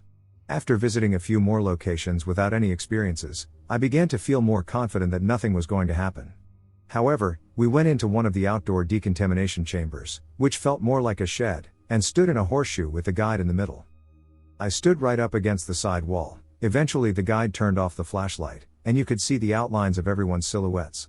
But something felt off at this point, and I began to notice 2 distinct outlines right in front of me that were at least 7 feet tall and just stood over me as if they were sizing me up. I didn't really feel scared but tried to tell myself it was in my head, but that didn't work. But overall at the time it didn't really concern me. It felt more like a passive, awkward experience, if that makes sense. Eventually I felt something in my right shoulder as if someone lightly grabbed and then pinched my shoulder. It felt like it was under my skin. However, it didn't make sense because I was right up against the wall. After this experience I was already fulfilled with what happened, but we then went into the shower block, had a little history lesson about it, and then had the choice to do a loop around the aisles, which I did. The tour guide jump scared us here, and as my friend and I made it around, we saw another 7-foot tall and lanky figure down the center all distinctively swaying left to right. That kind of creeped me out a little, but it was a crazy experience. Again, this happened 2 weeks ago but is still always on my mind because of how clear it was and being my first true encounter. If anyone else has had a similar experience, let me know. Thanks for reading. The debbook box. My wife and I moved into a 110-year-old house about 6 months ago. We have always been fans of the paranormal, and on my days off from work, we generally binge watch YouTube channels like Shane Dawson, Top 15s, Chills, Lazy Masquerade, etc. We find it fun to be scared, but it's rare that you come across something truly paranormal. So, we try to seek it out. However, the next part we weren't necessarily seeking, which makes it pretty odd. We came across a video that talked about debbook boxes. We did our own research and found that though this is supposed to be an ancient tradition, we could only find references to it starting a few years ago, almost as a marketing gimmick. For those who are unfamiliar, it's a box or wine cabinet from the Jewish tradition that traps malevolent spirits or entities. Mostly, we just found videos of people opening them on YouTube that they had bought on eBay or from some other mysterious seller. We got the idea to make some side cash from this and decided to sell our own debbook boxes, since we knew it was mostly bullshit and people were buying it for the experience. Not that they truly believed, but because they wanted to open up something spooky for their YouTube following for likes. We went in understanding this, sort of a mutual social contract. We began by purchasing old boxes from estate sales, striving for maximum authenticity. Just because we all know it's fake doesn't mean we should compromise on its authenticity. We wanted to create a genuine feel to the box. We bought old funeral candles on eBay, found creepy old dolls at local thrift stores, and went the whole 9 yards. We live in Dayton, Ohio, down the street from where the Wright brothers are buried at the Woodland Cemetery. It's less than a mile away. We scooped up some old dirt from that cemetery, which is pretty old if you feel like some light reading. Apparently it's supposed to be haunted, like many things in Ohio. We even went with the box to a few other haunted areas in the area, like the Amber Rose and the Ye Old Tavern in Yellow Springs. Finally, after bringing it to our local haunts, we felt we had done enough to invite whatever we could into the box. Despite our skepticism, we put our utmost effort into it, given that people are willing to pay real money for such items. So, we filled the box with the dirt, an old creepy doll, and an old photo of a little girl that we found in a book at an estate sale. We sealed it with wax and wrapped it in twine, and that was that. Up until this point, despite our house being very old, we had no inclination that it was haunted or out of the ordinary in any way. Despite our hoping that it was when we moved in. I mean, we bought a 110-year-old house, we wanted something to get our money's worth. The night we wrapped the box was like any other, nothing to report, but the following day weird stuff started to happen. When I first moved in, my bike was stolen right off my porch. Like, someone had to physically reach over my porch and take my bike in broad daylight. I remember thinking, what the duck? I thought the Midwest was friendly. So, I installed cameras all over my house. Inside and out. I also bought a gun because I have a little girl, and I'm not going to duck around. I feel like saying that is important because the next day after wrapping the box, the TV started turning on and off without warning. Typically, this happened when we weren't actively watching, but were just passing by. This wasn't someone with a different remote or energy settings on the cable box or TV. We started to finally hear the loud creaking sounds you hear about with old houses, and now this could be because the weather started to change, but it's just such weird timing. We also started to hear knocks on the front door, and we get a lot of packages, so this isn't out of the ordinary, but when we open the door, no one is there. The cameras reflected that. Even worse, with our new alarm system, I got one of those too. It alerts us when a door opens in the house, so late in the evening one day before we set it, we heard back door open, so I grabbed my gun and looked at the cameras on my phone. Nothing. Just the back door wide open after I locked it. I cautiously go downstairs to the basement, gun in hand, search it, and still come up empty. I rewatched the cameras, and the door seemingly opened itself, but it's not clear enough to see if the lock turned before it swung open. I could have forgotten to lock it, but that's not like me, and sure, the wind may have opened it too, but again, very unlikely. My daughter's toys also seem to turn themselves on downstairs or up in her room, even though she is asleep beside us.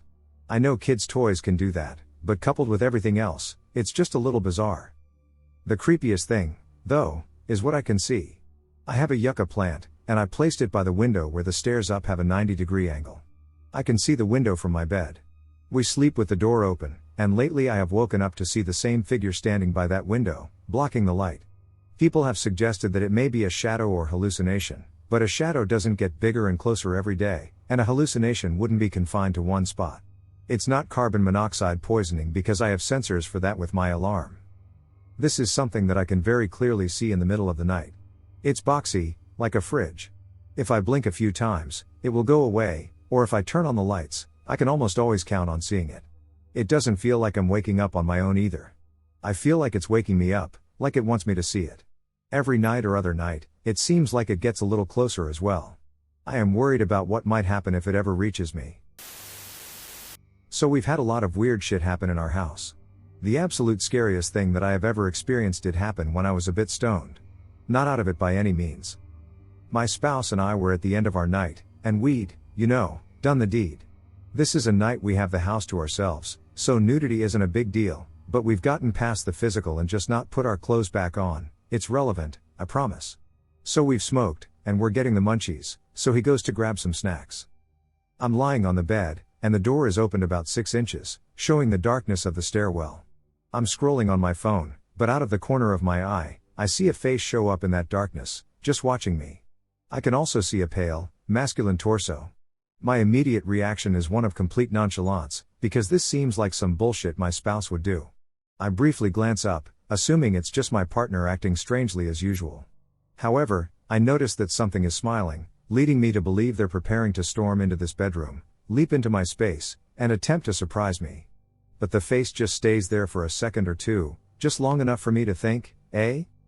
The door slams, and I'm immediately pissed off for several reasons. Don't slam doors in my house, and also, why would you do that? And I'm confused, because my spouse is supposed to be bringing snacks. I immediately hop out of bed and dart to the door, yanking it open, and I'm face to face with my spouse. Why did you slam the door? They were surprised and annoyed and responded, why did you slam the door? I was almost back to the room. I look down, both his hands are on the plate he's holding, and he hasn't even actually made it back to the room yet, so there's no way he could have slammed the door. This is not the only instance where something in the house has mimicked my significant other, but the sight of his smiling, floating face in the door still frightens me, particularly considering the circumstances. For this reason, I rank this story as the creepiest first-hand experience of my life. My land is haunted, but not my house. At least, not exactly, if that makes any sense. I've been lurking here for a few days. I thought I'd share a few of my experiences. My house was built in '94, and the previous owner was the original owner. Not exactly spooky old house material. I've felt unnerved by the little cops in my backyard since I moved in '01. I think there are a few beings out there, including a malevolent, little girl, I guess? Normally the spooks stay outside, and that's fine by me. My backyard is unusable because of the hill and cops, so they can have it, as far as I'm concerned. But sometimes they find their way in, and it's as annoying as it is scary. It usually starts with your typical cliché haunting nonsense, noises when no one else is home, pets going nuts, things going missing and then reappearing exactly where I'd left them, etc. Over time it coalesces into manifestations, at which point I smudge and ward my house, and the cycle starts all over. This is around the time of year it starts getting bad, which is part of what made me think to share. I'll spare you the cliché build-up and just list the 3 most prominent incidents that stick out in my mind, short and sweet like. 1. One night, I had a rather severe nightmare about the malevolent little girl. She was in typical late 19th century garb, carrying a barber's knife, and wearing a pink bow in her hair. I mention the bow because I was strongly drawn to it, something about that bow, it was very important to her. I woke with a start in the middle of the night, trying to kick my blankets off me but couldn't. At first I thought, sleep paralysis again, I've been plagued by it since childhood. And then I realized the reason I couldn't kick the blankets off was not that I couldn't move. I could. I was just being lifted several inches off the bed. After a few seconds, wham! I was forcefully slammed back down onto my bed. I screamed, and she dissipated. 2. The year before last, I was getting ready for a date night while my kids were with their father for the week. I hear the typical thumping and rustling when shit's about to go down. But, as this is my house and I will not be moved from it, I ignored them, until, glancing at the mirror, I saw the shadowy figure of a small child in my bedroom doorway and heard a distinct mama. I spun around faster than a ballerina on amphetamines, but naturally it was gone. 3. After work one day this time last year, I picked up my son from school and stopped off at home to use the bathroom before snagging my daughter from daycare. While I was using the bathroom, I heard what I would have bet money was my daughter screaming from her bedroom. I cleaned myself up in a panic, thinking, oh my god, did I forget to take her to daycare? When I opened her bedroom door, the room was empty. I heard the screaming again, this time from the bathroom I just left, so I hauled ass back over. Empty again, and then a third time, screaming, this time from my daughter's bedroom again. And of course, still empty. By this time I'd started to realize what must have been going on, so I called the daycare, and sure enough, She was there where she should be. I went to the living room and said to my son, "Gee, bud, mommy must be going crazy. I could have sworn I heard your sister screaming." I got the chills big time when he just looked at me and said, nonchalantly in between bites of his snack crackers, "I know, crunch. I heard her too." So, there are my spooky additions to your video for the day. Not much, I know, but it's enough to give me the heebie-jeebies remembering it. Oh, I have one. To preface, before this happened I did not believe in anything paranormal. As a science major, I dismissed the existence of ghosts as mere fiction. Even as a kid, when I heard thumping in my bedroom in the middle of the night, I didn't cry for my mom or run out of the room. I went and investigated and found a mouse stuck in my bedroom's trash can, jumping to try and get out. I'm not usually afraid of much. Anyway, back when I was still married to my husband, we wanted to go to this place where we could mine our sapphires, geology nerd. It was about a 4-hour drive away, and we figured we should just get a room somewhere overnight. I also had a pet parrot, and I didn't know anyone who had experience dealing with a large, potentially bitey bird, so I wanted to bring him with me, as leaving him alone that long would be awful for him. My husband called around trying to find somewhere that could accommodate us and a very loud parrot, back before Airbnbs were really a thing. He managed to find a property with a bunch of cabins. They had one they only ever used for kids on school trips, but it was far away from the other cabins and said that we could bring the parrot if we stayed there. The cabin featured a long, spacious room filled with bunk beds, and although I could not share a bed with my husband, I was simply happy that we could bring my parrot. The cabin towered over a vast ravine. It was on a stilt-looking foundation and had a very long walkway to the front of the cabin. On either side of the walkway was a 10-foot drop. It was rustic. The bathroom was a separate little building outside, but it seemed nice enough. We set up our parrot, went to the mine, and returned just as it was getting dark. My husband used to stay up much later than me, so he picked a bunk bed by the door and turned on his lamp to read. I put my parrot to bed in his cage at the other end of the room and slept in a bed in the middle part. I should mention, when I put my parrot to bed, I cover his cage with a blanket. However, he will coo at you if he hears me or anyone else walking past his covered cage at night. I woke up in the middle of the night, and I thought I heard my husband walking in the cabin with his boots on, which I thought was weird. I had to pee, so I sat up and saw my husband asleep by the door with the light on. I could see the entire inside of the cabin, and there was no one else in the room. However, I could clearly hear someone walking from one end to the other, and each time the footsteps approached my parrot, he would coo in response. I was terrified but too afraid to run over to my husband. I didn't know what else to do, so I covered my head with a pillow and covered my ears. Eventually I managed to fall asleep and convinced myself that I must have been hallucinating. The next morning my husband asked me if I noticed anything weird last night. I sheepishly told him the truth and that I must have dreamt it or hallucinated it. When I told him, he looked very uncomfortable. He told me shortly after I fell asleep he heard someone walking back and forth on the long walkway to the cabin. So finally, he jumped up and opened the door right whenever footsteps were in front of it. He was pissed off and didn't have great judgment. He flung open the door, and there was no one there. There was nowhere for anyone to hide. As I said, there was a 10-foot drop into the brush below the walkway, and if someone jumped, you would have heard it, and they definitely would have hurt themselves. We both quickly packed up to leave.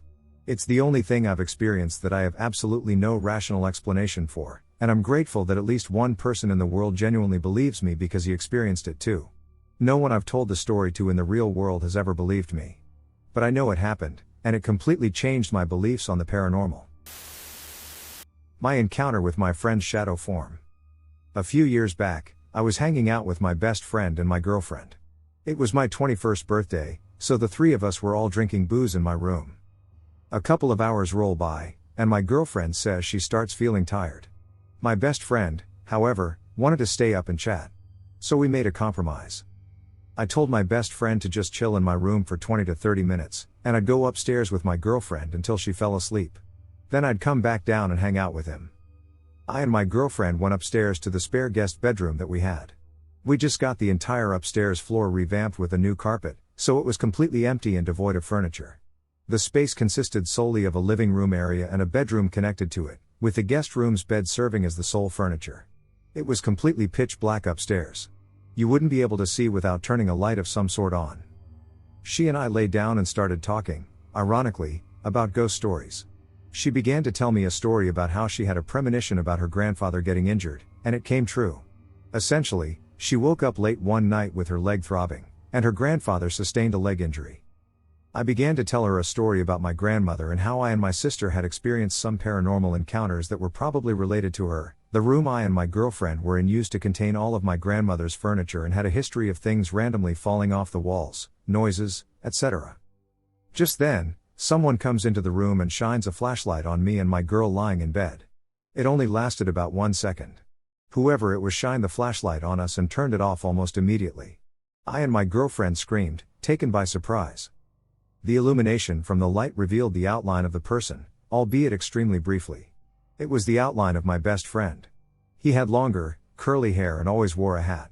I am confident that it was him. I know she recognized his outline too, because she began laughing after the initial shock. I called out to my friend that he was such a jerk for scaring us and began laughing with her. There was no response from him. He didn't laugh with us, and he didn't respond to my jokingly calling him a jerk. There was just radio silence and me and my girlfriend giggling in the dark. Fast forward to a couple of days later. I'm sitting on my back porch alone with my best friend. The topic comes up about what happened the other night. "Yeah, I'm really sorry if I scared you guys the other night by turning that light on," he said. "It's all good, but why didn't you respond to us when we tried talking to you? And why were you so quiet?"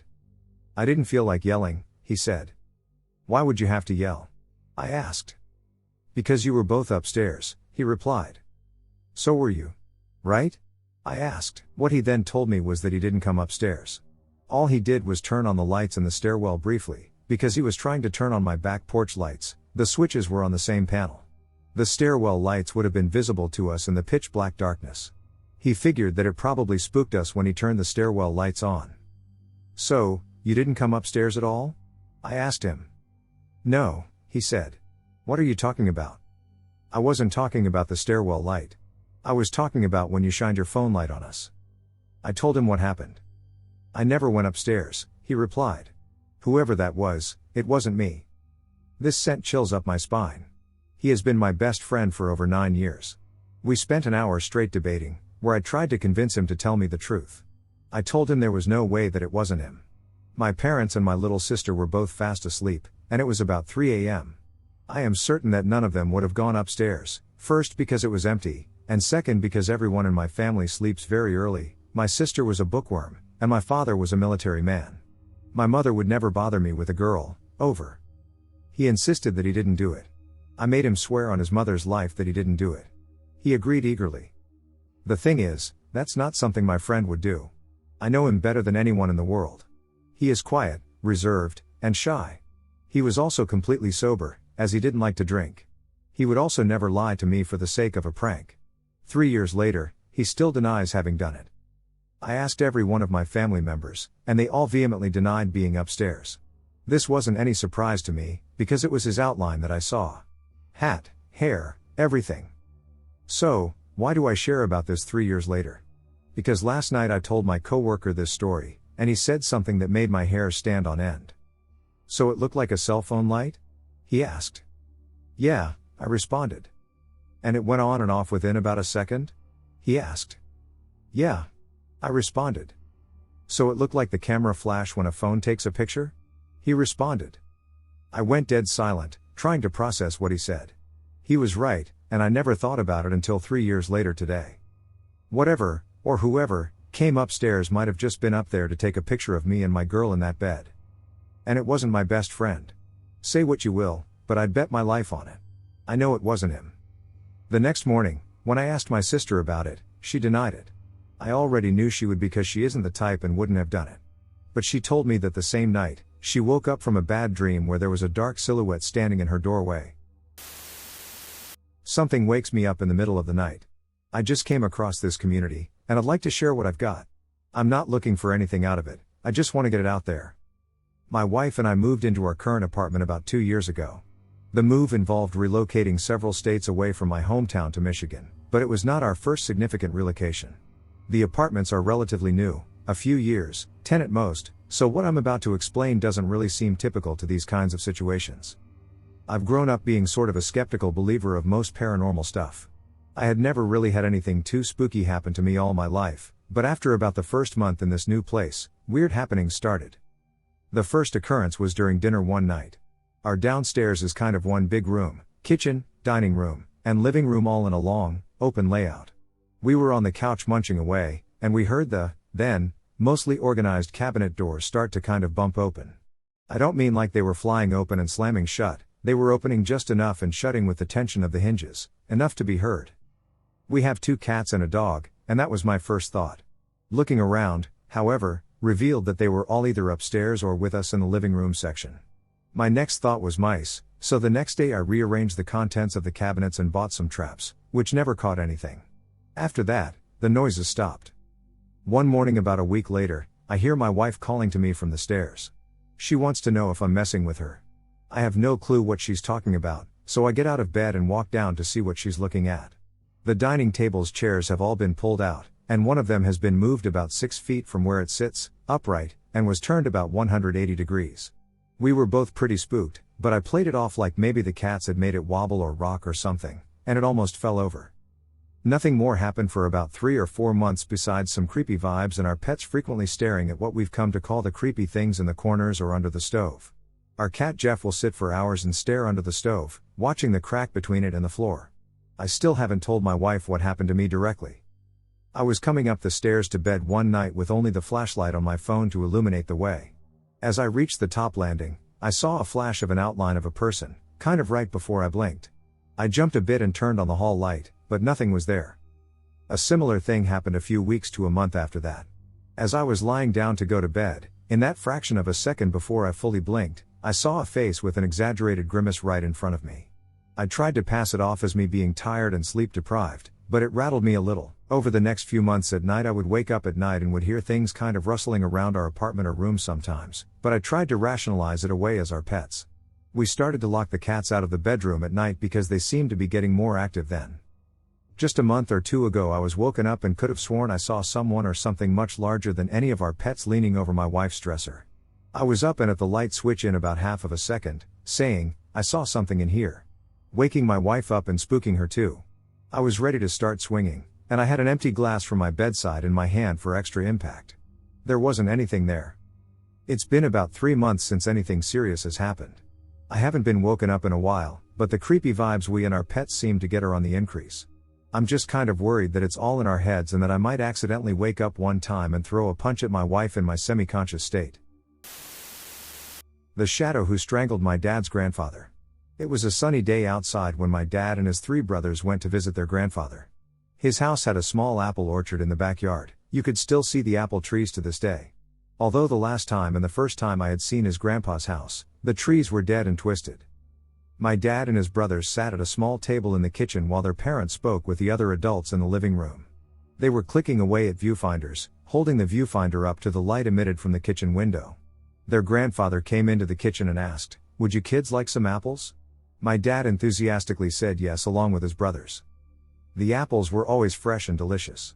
Their grandfather opened the basement door, which was located in the kitchen. The door closed behind him, and they could hear his footsteps walking down the stairs. They continued to click away at their viewfinders. Eventually, one of the brothers noticed that it had been a while since their grandfather went down into the basement, around 30 minutes ago. They decided to go down and make sure everything was all right.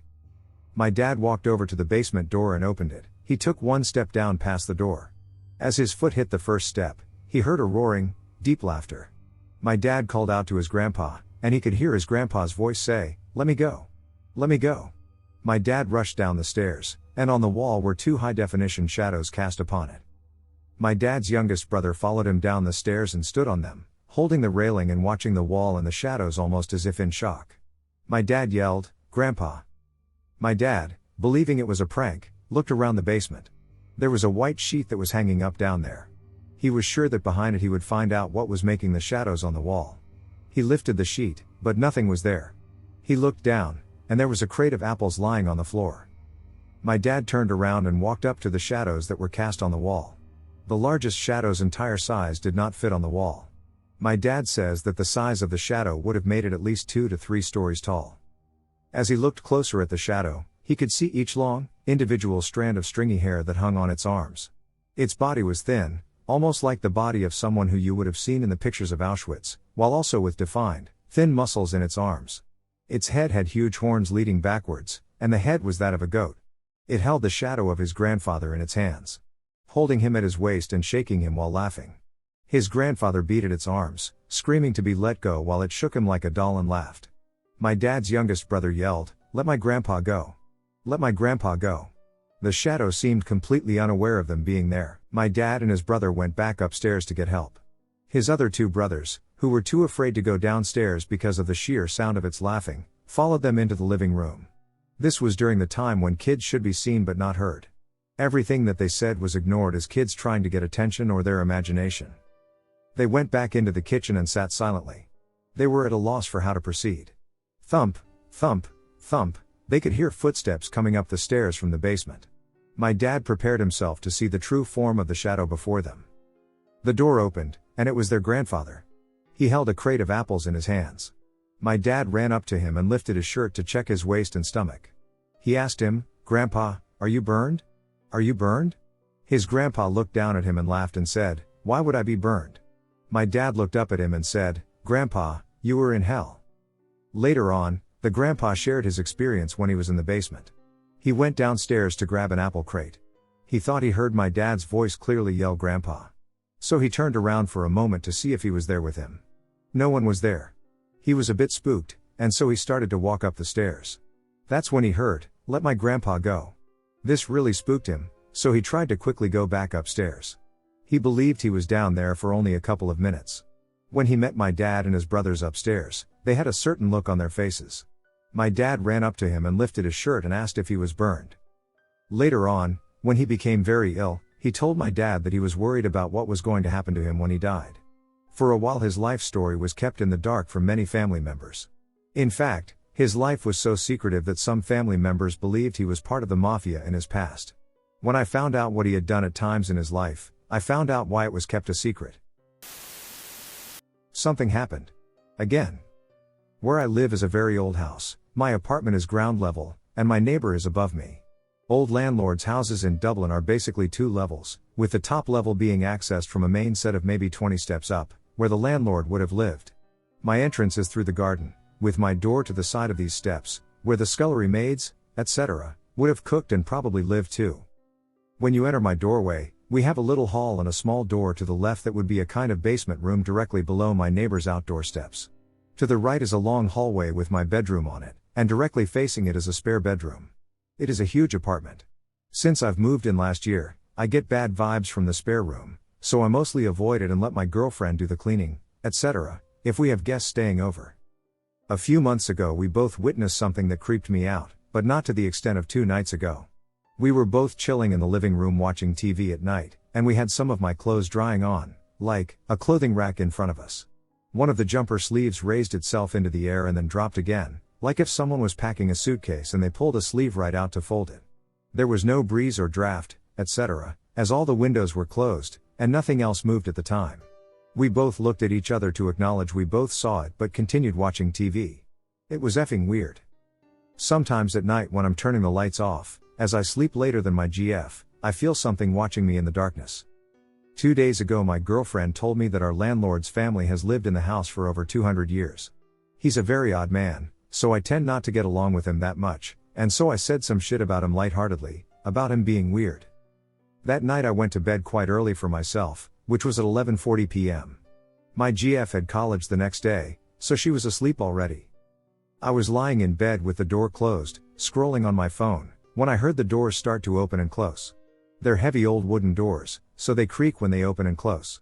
I'm used to a slight breeze at this time of year sweeping through the house and the noise of the doors that goes along with it. This wasn't a slight breeze.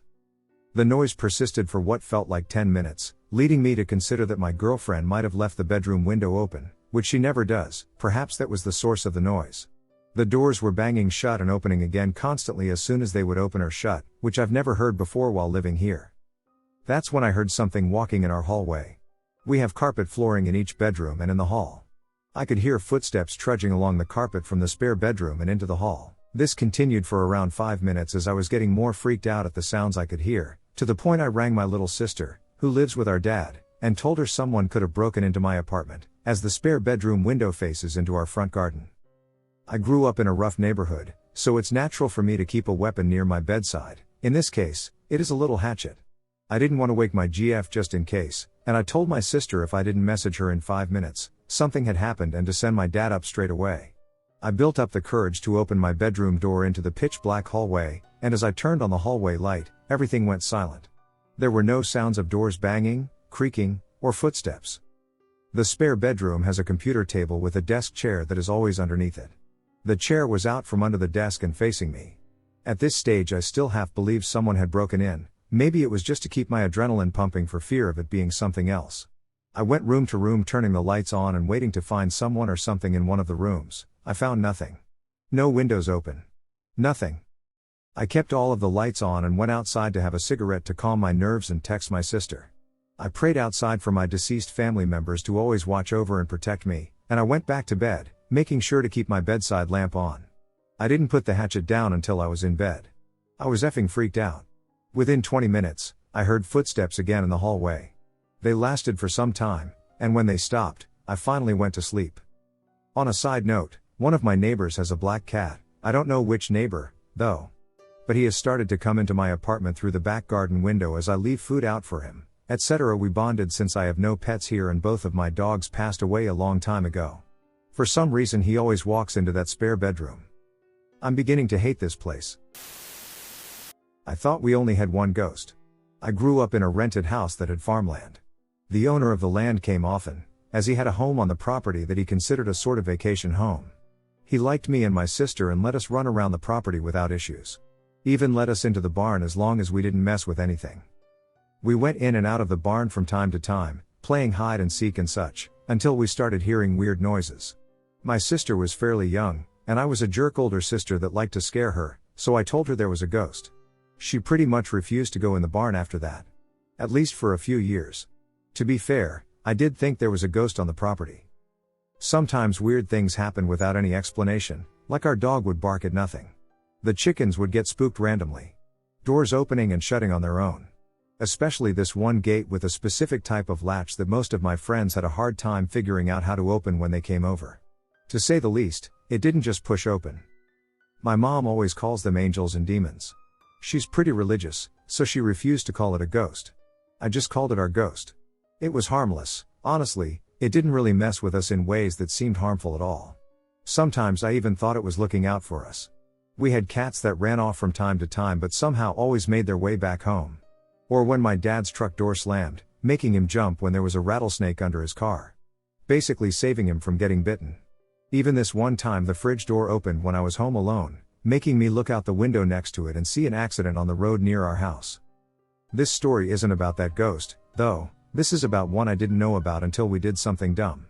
One week my cousins were visiting, they liked our property, and I was really into the whole ghost hunting thing. So I told them our barn was haunted. Being the kids we were, my sister, my cousins, and I all decided to take a ghost hunting trip to the barn at night. We snuck out of the house with some flashlights, my Polaroid, and my crappy old phone and headed to the barn. My cousins were rambunctious, to say the least, both grew up in a household with few rules and kind of got away with a lot. So when I told them not to touch anything in the barn, they didn't listen. As soon as we got inside, they were jumping on the hay and messing around on the old tractor. I tried my best to get them to stop, but they didn't listen, so I gave up fairly quickly. This is an older barn, but it had a second level to it where hay used to be stored. Now it's basically a big empty space. So we headed up there and sat everyone down. I decided to attempt to talk to the ghost. I figured it would be our harmless ghost that would maybe shut a door or something, but that just didn't happen. Nothing happened. Actually, I tried to do the whole if there is anyone here besides us, let yourself be known, and there was nothing. The thing I didn't realize until later is there was actually nothing, no noise from the road nearby or the normal animal chatter, it was dead silent. I decided it was a bust, and we would go back to the house and go to sleep. My sister was still in grade school and was looking pretty tired, so I started pushing everyone out down the stairs. Being the last one to leave the upper floor. That's when I felt a chill go up my spine. I had a really uneasy feeling of being watched, so I turned around, flashing my light into the darkness. Not seeing anything, I decided to snap a photo with my Polaroid, as I thought the dark room being illuminated by my flashlight looked kind of creepy and cool. I was in middle school and wanted to show off that I went into a scary place at night. Silly, I know. I walked down the stairs behind everyone, shaking the photo for it to develop. One of my cousins was at the bottom of the stairs, stopped with everyone talking about a bug she spotted on the wall or something. I looked at the photo and stopped in my tracks. I honestly wasn't sure it would develop at all, but it did, and I saw a shadow in the corner that I hadn't seen before. It looked like 2 feet poking out in the darkness. I snapped out of it and told everyone to be quiet and started pushing them out of the barn. They were asking me what was wrong when I told them to shut up. We all heard it, the sound of footsteps above us. It sounded like boots hitting the wooden floors. Honestly, I think we were all too scared to move for a moment. That was until they got faster and closer to the stairs. I shoved my cousins and picked my sister up, bolting out of the barn. And slamming the door. Locking it. I heard a loud thud, and the door shook hard like someone was trying to push against it to shove it open. We all ran like hell. My sister went bawling her eyes out to my dad, waking both my parents. My mom was upset, but my dad saw how shaken up we all were, so he shut my mom down and sent us off to bed. We were banned from going in the barn anymore because my mom thought we played a trick to scare my little sister. Even she tried to tell them it wasn't a trick, but my mom wasn't having it. In all honesty, I never wanted to go back. In that barn, whatever was in there didn't like guests touching its stuff. And it was clear now we were no longer welcome. I honestly have no idea what I encountered, but I know now that there is something else on that farm, and it is evil. I don't know why, but I just had this feeling if I ever stepped foot in there again, I would end up hurt or worse. I took my senior photos outside of the barn, and even that felt like being too close. Ghost girl in my parents' house. This is my first time sharing here, and it took some time for me to do so because I don't usually like to talk about the things I experienced in fear that some activity may start again in my life. These are a few occurrences that happened at my parents' house about 10 years ago, when I was in high school. I'm 25 now, and ever since my parents moved into their house when I was a teenager, I have always had a terrible feeling there, as if being watched or stalked. I live in southern Louisiana, so everyone around here is very Catholic, and my parents were very much non-believers in anything supernatural. Everything had a viable explanation, but it bugged me that they couldn't explain the things I saw and heard. Let's move on to the stories from that time. Firstly, the house consistently evoked a sense of unease in me. I would always get the classic feeling of being chased when turning the light out in a room or having to run up the stairs in fear of something getting me. It sounds juvenile, but it scared me to death most of the time. This first experience happened when I came home from school at 3 p.m. I would always come home by myself, the first to arrive. My mom would come home with my sisters around 4 p.m., and my dad around 6. I was the first one there that day, and when I walked in, the house was incredibly cold. It was August, the start of school, and we didn't run the AC during the day to save on the electric bill. To have it this cold was freaky, and what I was hearing I couldn't explain. Every single alarm clock in the house was going off. 2 for each of my sisters, 2 for both parents, and then mine. I could hear from the front door every single one. And I went to each one and had to turn them off. Now what's happened before is that sometimes one of them will forget to actually turn off the alarm and just hit snooze, and once they leave, the alarm goes off all day. But all of them? I couldn't explain that, and neither could anyone else. 2. The next occurrences that happened to me were 2 years down the line as a senior in high school. My girlfriend, who is my wife now, experienced what I was seeing and hearing with me. My wife was sleeping over on a Saturday night, and I was trying to freak her out with creepy stories, as she gets easily spooked. I told her, wait until 12:15 a.m., then look at the light from the bathroom under my door. You'll see them moving. I had stayed up this late many times, and every night at that time it never failed. Shadows would move in front of my door, blocking the light from the bathroom. My wife tried to blow it off as it was just my sisters getting up to go to the bathroom in the middle of the night, but what I told her is that the wooden floor squeaks badly. You could hear if someone was outside my room very easily. It's how I used to hide things from my parents before they'd get to my room. Sure enough, we watched, and they appeared. My wife was struck with a feeling of utter dread and demanded I open the door to reveal it was just my sisters. So I did, just to ease her mind, and there wasn't anyone or anything there. Later on that night, we calmed down a bit from the spooky stuff, and we were making out on my bed as normal teenagers in love usually do.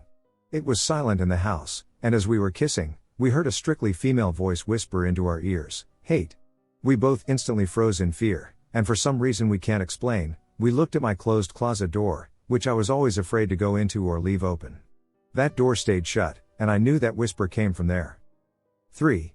The very last experience I had in that house was before my wife and I moved out of our respective parents' homes and into our first place together. My friends and I were at my parents' house while everyone else was away and bored with alcohol flowing through our systems. We had this wonderful idea to grab my medieval weapons and start play fighting, We were all a bunch of nerds who played Dungeons and Dragons and MMOs, and we all still are to this day.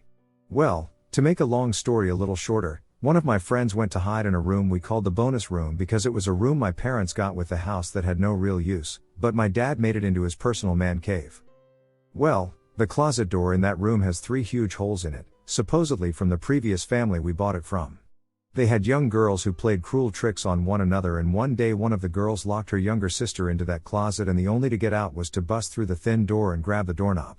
So my parents, for some reason, never replaced this door, and it still has those 3 huge holes in it. Well, my buddy who was hiding up there calls me up, and this is a room I never like going into because I feel like she lives up there and doesn't want me approaching her area. Well, as my buddy had this great idea to stick one of the swords he had into the holes of the closet, he instantly regretted it because I watched as something on the other side of the door grabbed the blade and yanked it, not letting go. It pulled so hard that it forced my buddy's face into the door and left a bruise on his cheek. We freaked out, left the sword up there, and ran for our lives. To this day, that house creeps me out, but my daughters seem to love it there.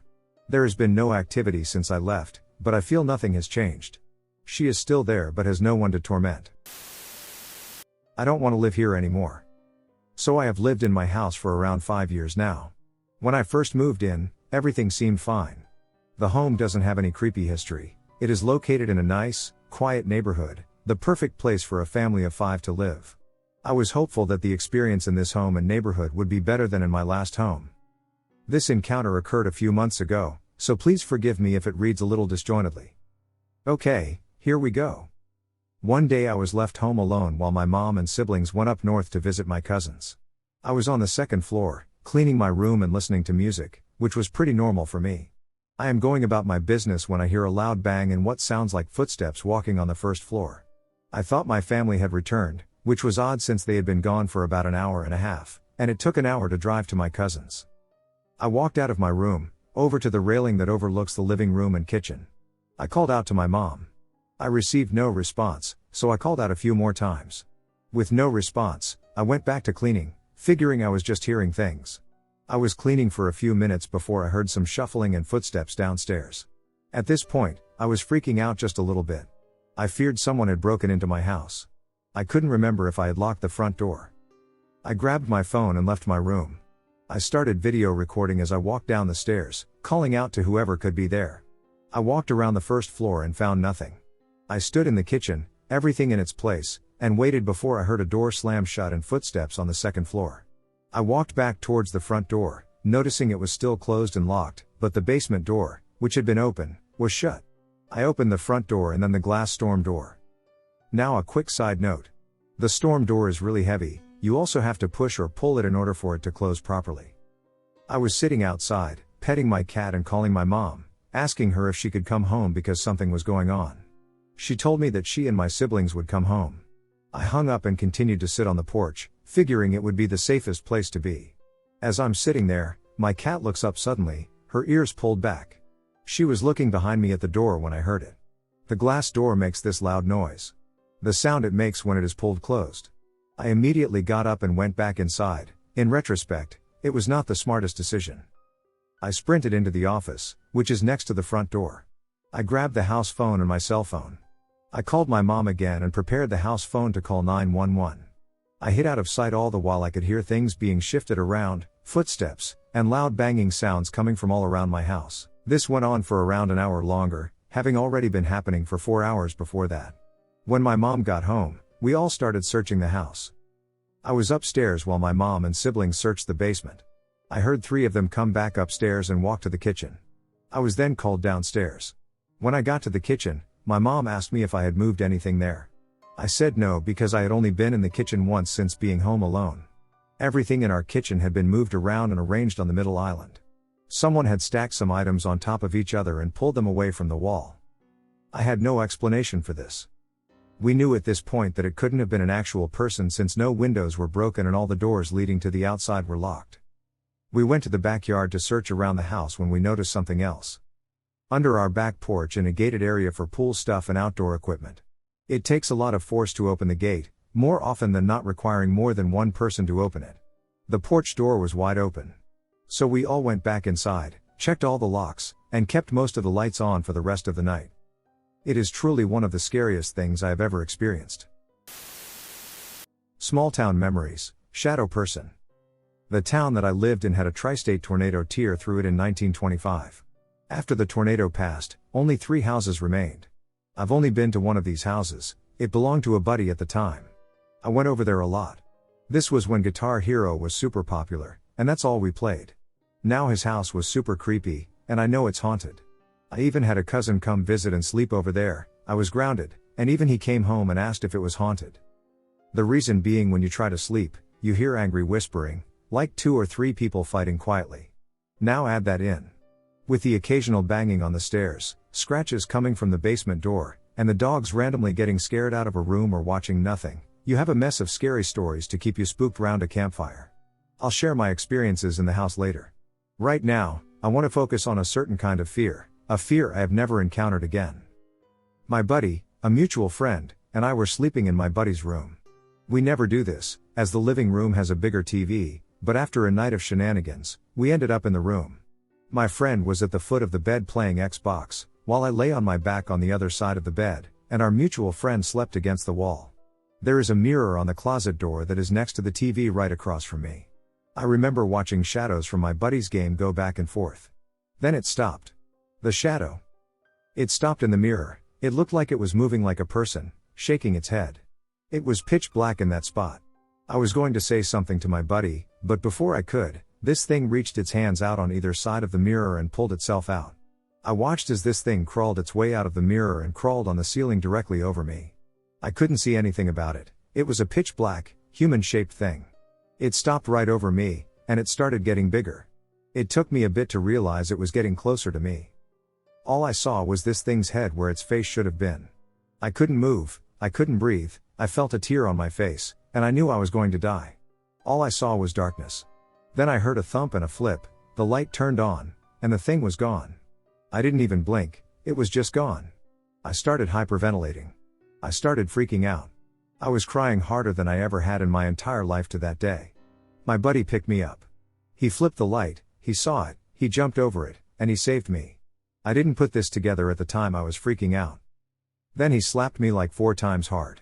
He told me, "You have to accept that we have answers to questions we are not allowed to ask. You have to live with this and never ask, why me? It's not simple, do you understand?" I didn't. I'm not sure I do even now, but I'll never forget those words. The ducked up part about all of this is he lived in that house, and no matter what crazy ghost chasing audio recording or weird sound shit we experienced, he never showed signs of being scared. But that night I realized, or at least I think I know, why he must have gone through that shit daily to the point where it just didn't faze him anymore. This experience absolutely ruined our friendship. I couldn't go back to his house. I didn't know what it was, and I wasn't allowed to ask the only person who had answers. After this experience, I turned to drugs and drinking to forget, which made my buddy not want to be around me. We lost touch after that. I ran with a different crowd, a bad crowd. I wanted to be friends again, but every time I looked at him, all I saw was that night. Eventually I got over it, and now it's just another small town memory from that town. Thanks for listening. I experienced dozens of strange occurrences in that town. Multiple sightings, my stories about the paranormal. Most of these happened more than a year ago, some of them when I was in my early teens. This isn't the first story I have about this place. I was in a field with some boy I don't speak to anymore. At the time he was still like a brother to me, and we hadn't seen each other in a while, and we were walking around the forest-like areas while talking. We got to the bottom of the field near the entrance and heard a sound like a gong or a xylophone coming from the sky, already like, what the hell? So we kind of froze up. What the heck was that? Is somebody just messing with us? That kind of thing. Then we went completely cold and still, and the bushes in front of us started to rustle. We thought it could have been a deer or something because they're common in this area. We were shocked to see the back of the creature emerging from the bush. It was white, entirely hairless, and we could see its spine. We froze up, and I clutched my things. He wouldn't let me move. Then the bushes started rustling more aggressively now. We saw a hand poking out from the bottom, and then whatever it was started to lunge at us. We ran. We ran so fast. We ended up stopping at the flats about 3/4 of a mile away. I had a dream about it that night and didn't sleep for a whole 24 hours. I went to have myself cleansed and cleansed my bedroom. I haven't seen whatever it was since, but I also haven't been back since and have avoided it as much as possible. This was the most recent. Second story about this place, it's known for being haunted. I knew this when I started going there more frequently. It's a very large field, and it has a lot of wooded areas. They're small but big enough to hide in. It's known among teens and those who are aware of it for cultist activity. I can attest to this. I was in there with a couple of friends playing hide and seek. It was later in the evening, and the sun was setting. I wanted the game to be over because I hate the dark, and I wanted to go home. So I was running around aimlessly. I run into this random patch of wood to catch my breath, and one of my friends startles me. They come out and ask why I'm running around. Obviously I tell them I want to go home. So we start to find our way out of this area. On the way out, we find a weird circle etched into this clearing of damp mud. The closer we get to it, the more we can see that there's a fox and bird skull in the middle and mostly burnt candles at certain points of the circle. We freak out and call our other friend on the phone, telling them that they need to meet us at the entrance because we need to leave now. The worst part, the candles were still smoking. So whoever made this circle was still around somewhere. And whatever this was, it was recently done. Third story, there's about 5, but they're scary enough to be entertaining. I was with 2 of my friends, both guys. We had ghost hunting equipment on us, doing it as a joke because we didn't believe, at the time, that this place was haunted. We found a spot where the EMF was going crazy and started to ask questions, like give us a sign and stuff. After a while, the most we'd gotten was the chills and dizziness. But we figured it was the heat because it was a very hot day. Walking out of the area we were in, I and one of the guys I was with stopped. I looked at him, and he was already looking at me. The other guy didn't know what was going on. We told him what we saw. There was a man in the tall grass opposite us. He was wearing a tattered brown suit with a bowler hat. The most distinct part? He had no face. He did not lack any features. There was a clean shotgun hole in the middle of his head. We could hear his esophagus wheezing through the hole. Blood was still pouring down his white shirt. He wasn't even stumbling. He was standing entirely still. Besides his chest heaving. Safe to say we ran off and didn't go back for a while. First experience. Fourth encounter. My friends and I, about 6 of us, returned to this field after our encounter with the man who had a hole in his face. They didn't believe the things we said, and I and my 2 friends from the last experience managed to convince them to come along with us. There are multiple areas of field in between each wooded area, and this was at the top of the first one, right on the edge of the wooded area separating this one from the next. I don't know what led to this point, but we saw a doorway made from bark and large sticks tied together with rope. There were weird symbols carved into it. So naturally I was on edge, unlike a girl we brought with us. She walked through it and said that there was no reason to be afraid. That was until she started dry heaving and swaying. She said she was cold. Not thinking, I ran through it to see if she was okay. I instantly started feeling the same. But now I knew that there was so much more to it. I was cold, sweating, my stomach was doing flips, and I was extremely dizzy. I clutched onto this girl as we walked back through it, and we both sat down. We drank some water and put our friends' jackets on. One of the boys walked through the doorway and ran back through it.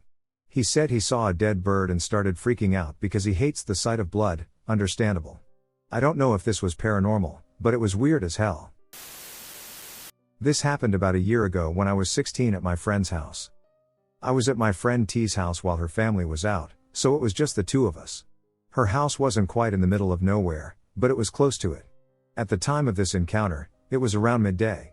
Now, this house has always been haunted. I've had strange things happen to me since the day I first visited her there. To put it into perspective for the story, her bedroom is on the 2nd floor, but the 2nd floor is her room. There's a little space at the top of the stairs for the balcony door on the right and her bedroom door on the left. I could touch both at the same time if I spread my arms. There's nothing else up there. We were downstairs in her living room watching TV, eating snacks, and such, as usual. Now, I hadn't said anything to her because I didn't want to look crazy, but I felt unwelcome? If that makes sense. I felt like the longer we were down there, the heavier the feeling got. So I suggested we go back up to her room. I took our cups and went into the kitchen to wash them. Suddenly, a dark, hunched over figure darted past me and into the laundry room. I thought it was T, so I turned around and audibly called out her name. She came in from the living room and asked what was up. I looked at her confused and asked if she had been in here. She seemed confused as well and said she hadn't been in here, she had been fixing the recliners. I told her what I had seen, and her face just dropped. It felt like one of those horror movie moments where you realize it was never your friend at all. We were spooked at this point and got out of Dodge, running upstairs to her room. We thought it would be over, but it was far from that. Now, T has a cat who hates people. You can't pet her, go near her, or anything. She's never even in the same room as us when I'm over. Upon settling on T's bed and talking about what we saw downstairs, the cat began scratching on the door. So, we let her in, and she bolts in with her hair raised and scrambles under the bed. Neither of us has ever seen that cat so afraid. This is when I stopped talking, and I realized it sounded like somebody was walking around downstairs. I could hear footsteps and whispering. Then, the cat wants to be let out. I didn't want to open the door because, to be honest with you, I was terrified at this point, but T didn't want the cat to pee on her floor, so she let her out. The cat got about halfway down the stairs when we heard her start to hiss and spit. The cat runs up the stairs, back into the bedroom, and under the bed once again. This time I locked the bedroom door. A few minutes later, T nudges me and says, "Do you see that?" I look over, and there's a moving shadow under her door, like somebody pacing back and forth. We were trying to distract ourselves from all the subtle noises until her parents got back, but it wasn't really working. Suddenly we hear a big boom from downstairs. We both flinch, and we're like, "What the duck was that?" Then it happens again, but louder. It sounded like a door slam. Or like something just ramming into the wall. It was so loud that we thought somebody had broken in. We can hear heavy bootsteps and whispering downstairs. We're certain someone has just broken into T's house. So scared, in fact, that we got her bat and barricaded her door. You might be wondering why we hadn't called the police if we thought there was a break-in, but honestly, we weren't entirely certain. T's cell phone rings, and it's her mom saying she's out front and to open the door because her hands are full. Neither of us wanted to go downstairs, but if her mom was there, surely nothing had happened. We crept down the stairs, waiting to see a destroyed house or things in chaos, but nothing. The doors and windows were locked and shut. Nobody was in the house. We let her mom in, and that was that. We searched the house, but there was genuinely nothing there. This is the clearest paranormal encounter I have ever had to this day. The time my hotel room was visited by something. Several years ago I was on a business junket to another city. We were all staying at the best hotel in town. At that time this hotel was only a few years old. One evening, I asked a coworker to join me in my room for a chat and a bottle of wine. The room had the typical hotel room layout. The entry was a small hallway formed by the bathroom on one side and the closet on the other, and the bed was up against one wall with a dresser, TV, and desk against the opposite wall. To the left of the bed were a pair of chairs and a table in front of a large window. I sat on the bed, resting my back against the wall. To my left, sitting in one of the chairs in front of the window, was my coworker. As it was dark out and the curtains were open, the large window served as a large mirror, reflecting the entire room in the glass behind my coworker. As I talked to him, I could see the room's reflection behind him. A few times I saw movement in the room, reflected in the glass, and I would turn my head away from the window to see what it was that was catching my attention. I couldn't see anything, and after doing this a few times, my coworker said to me, "Are you okay?" I replied, "Sure, I just thought that I saw something, that's all." The instant I finished that sentence, a figure appeared in front of the bed, directly in front of me. It was what I think is known as a full-body apparition. I could tell by my coworker's reaction that he could also see it. We sat there staring at the apparition, and then it moved across the room toward the door and went from sight in that small hallway.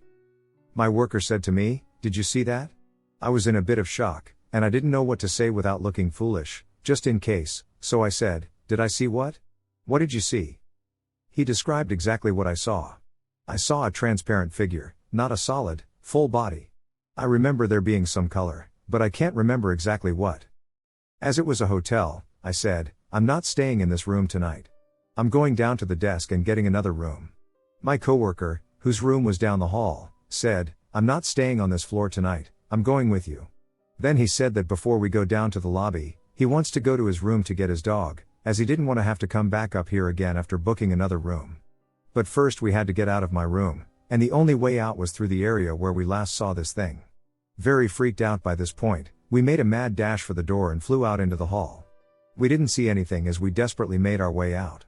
So, we went to his room to get his dog. To get from his room to the elevator, we had to go past my room. As we approached my room, out in the hall, his dog came to a full stop. He tugged on the leash, but the dog wouldn't budge. Then the dog began to growl. He said his dog never growls, that his dog has always been very passive and calm. But the dog was looking at the door to my room and was baring all his teeth, growling. Then the growling became more pronounced as all of the dog's hair on the dog's back stood straight up. We really freaked out at this, as it was obvious that the dog knew that something was in my room. Something that upset the dog very, very much. We wanted to get going, but the dog would not go nearer to my room. The dog stood frozen, absolutely and literally scared stiff. That the dog could sense something that it couldn't see, something in my room, and that the dog was frightened by it. Man, this really was, to say the least, disconcerting. My friend picked up his dog, and we made a dash past my room to the elevator. We got a room together on another floor. My friend was really spooked, really upset. I finally calmed down and became more curious than upset. Eventually, I guess we finally got some sleep. The next day I thought that I had overreacted. If there was something in my room, I wanted to see it again, to experience it properly without fear. I hadn't checked out of the first room, so the next night I went back, hoping to but afraid to experience this again. Alas, after staying up forever, I finally fell asleep. I don't know how much later it was, but I woke up at the sound of someone walking around my room. I could hear the papers on the desk being rustled and could clearly hear movement. God, I was scared. I wouldn't open my eyes and look because the thought of seeing something in my dark room after being awakened by its movement just freaked me out. Eventually I fell asleep again. After that, nothing ever happened again. My friend was so shaken that he refused to talk about it. I asked at the desk about any history of haunting or ghosts or paranormal activity at the hotel, and the clerk said she had never heard of anything. So, that's my true life ghost story. My parents' house growing up was haunted. Growing up, I and my siblings always saw shadowy figures, one of a boy and one of a man. We could only see the outline of an all-black figure, so I assumed it was a little boy and a man by the shape of the shadow. I'd see these figures out of the corner of my eye, and when you'd turn to look at them, they'd vanish. The figures would mainly be in the bathroom upstairs or the bathroom in the basement. My siblings and I also had numerous experiences of hearing heavy footsteps walking around the house when home alone or when all together in one room, which we attributed to being the old man ghost in our house. The kid ghost would like to play tricks on us, once whispering my name and then laughing as I ran back upstairs towards my siblings and constantly moving our toys around to scare us. I'd also always hear the old man letting out a deep and heavy sigh as if tired, which is what many old people in my life do. I'll tell you one of the main experiences I, my brother, and my dad had in that house. So I and my brother one day decided to decorate our room. We went into the basement and grabbed a lot of old candles and creepy old paintings that my mom collected from garage sales and then left in the basement to collect dust. Smile, the final thing we brought to our room was a live baby tree that was in a pot. After going to bed that night and waking up, my brother comes to me super excited and tells me how he saw a ghost last night. He told me how it was the ghost of an older man and how it was bound to the tree. The ghost floated above the ground and was see-through, being more visible the higher you looked. Its face was very visible, but the further you looked down, the more transparent it became. You could not see its feet at all. He glowed bluish-gray but basically had no color and was wearing tattered clothes, I believe. My brother told me how when the ghost floated too far away, a couple of feet, from the tree, it would disappear, then reappear right back at the tree in the center of our room. He also told me he reached out to touch the ghost, and when he did, it grabbed his hand feeling icy, then disappeared and reappeared at the tree to continue floating around our room. I believed him, I think, but wanted to be cool as I'm the younger brother, so I lied to him, saying that I see ghosts all the time and once saw the ghost of a three-headed dragon when going downstairs to get water, knowing damn well I'm too scared to go downstairs to get water alone at night. He looks amazed and excited. I know I'm very cool, and he believed me because of what he had just experienced. Well, the next night, it was my turn to see the ghost. I fell asleep on the couch downstairs by accident while watching TV, as I am known to do. So my dad, being a great dad, carried me upstairs, but also being a great dad, didn't bother to put a blanket over me, so a bit later I wake up from being too cold and reach for my blanket, but as I do, I see a ducking man floating around my room. Unlike my brother, I'm a scaredy cat. The ghost looked and acted exactly as I described above, but yeah, I screamed like I was getting murdered, and as I did, the ghost floated towards me. As it got close, it disappeared and reappeared at the tree only to float towards me again as I began to cry harder and harder. My dad rushed into our room looking for a threat and saw the ghost but just flipped the lights on, and like that, the ghost was gone. You could only see it in the dark, I guess, but I asked my dad if he could see it, and he said he could. I asked if it was a ghost, and he lied and said it was a reflection so I wouldn't be afraid, like a good parent. But then I asked how a reflection can look like that and how it can float around our room, and once again, Like a good parent, he tells me he was trying not to scare me and that it is a ghost. Then he tells me to sleep in my mom's room, and we cuddle as I have nightmares. What's crazy is that my dad and brother slept in our room with the lights off, sleeping with a ghost just casually floating above their heads. The next morning my mom puts the tree outside, and we never physically see the ghost again. Thanks for listening. When I was about 6 years old, my parents divorced, and my dad moved out immediately. He has likely lived in around 10 different houses or apartments by now, but this particular house is very different from the others. After living an hour away from my mom, my dad figured driving an hour and back every other weekend with us in his small truck wouldn't work out, especially with me forgetting things all the time at his apartment. So my dad moved back to the same city as my mom, into this gorgeous 2-story house that was built in the 1900s. It was so rustic, and his girlfriend at the time was an interior designer, so everything was just so pretty. The only thing that sucked was the vibes of that house. For one, I was always getting sick when I went to his house on the weekends. My stomach always hurt. I just thought it was from anxiety, but looking back on it, I literally had nothing to be anxious about. I also can differentiate between anxiety and whatever the hell that feeling was that I was feeling. Another thing is my older sister was a teenager who would sleep at her friends' houses all the time, which is normal, but I hated it when she did, because it meant I had to sleep with my little sister, who couldn't protect me when I felt scared. So here's the first experience. My older sister was at a friend's house, and I made my dad stay with me until I fell asleep. He ends up falling asleep, and I'm just lying there watching TV. I turn on my side facing the wall, where there is a large, tall dresser next to the bed. On top of it is a small lamp with the wire going all the way down to the plug in the wall next to it. I just felt drawn to stare in that direction for some reason. Well, the wire unplugged itself from the wall and stayed in the air. For like 5 seconds. Then dropped. Best believe I was on the floor on the other side of the bed as soon as that happened. I jumped over my dad and scared the living hell out of him. The next experience isn't mine but my dad's ex-girlfriend's, who lived there. She was lying down sleeping and felt the end of her side of the bed go down like someone was sitting on it. She didn't open her eyes, but she said, "Mark, you're going to be late for work," and she got no reply. So she opened her eyes, and no one was there. She literally watched the impression on the bed come back up like someone had just stood up off of the bed. My next experience actually occurred all the time, but this one scared the hell out of me. I was sleeping on the couch in the living room one night because my older sister said she felt scared to sleep alone. She always liked sleeping in the living room for some reason. I remember it being around 1 or 2 in the morning when this happened.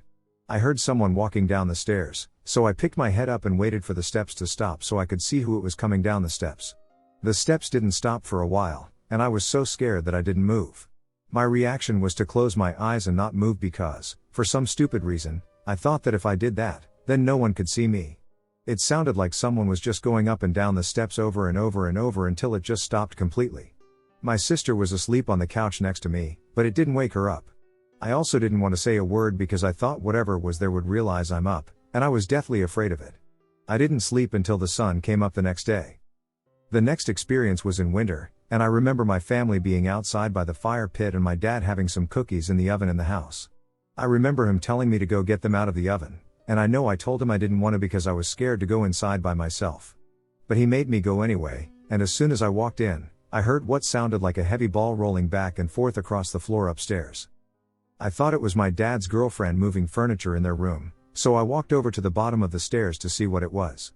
And the noise stopped completely. I went up the stairs, and no one was there. His girlfriend was not home. I went back downstairs, threw the cookies on the stove, and hauled ass outside. Eventually my dad moved out of the house and decided to tell me that the realtors told him that the house was haunted before we moved in. And that the property used to have a bowling alley on it back in the day. Which would probably explain the heavy rolling noise upstairs. I don't know, but I'm just going to hope it was that and not something malicious.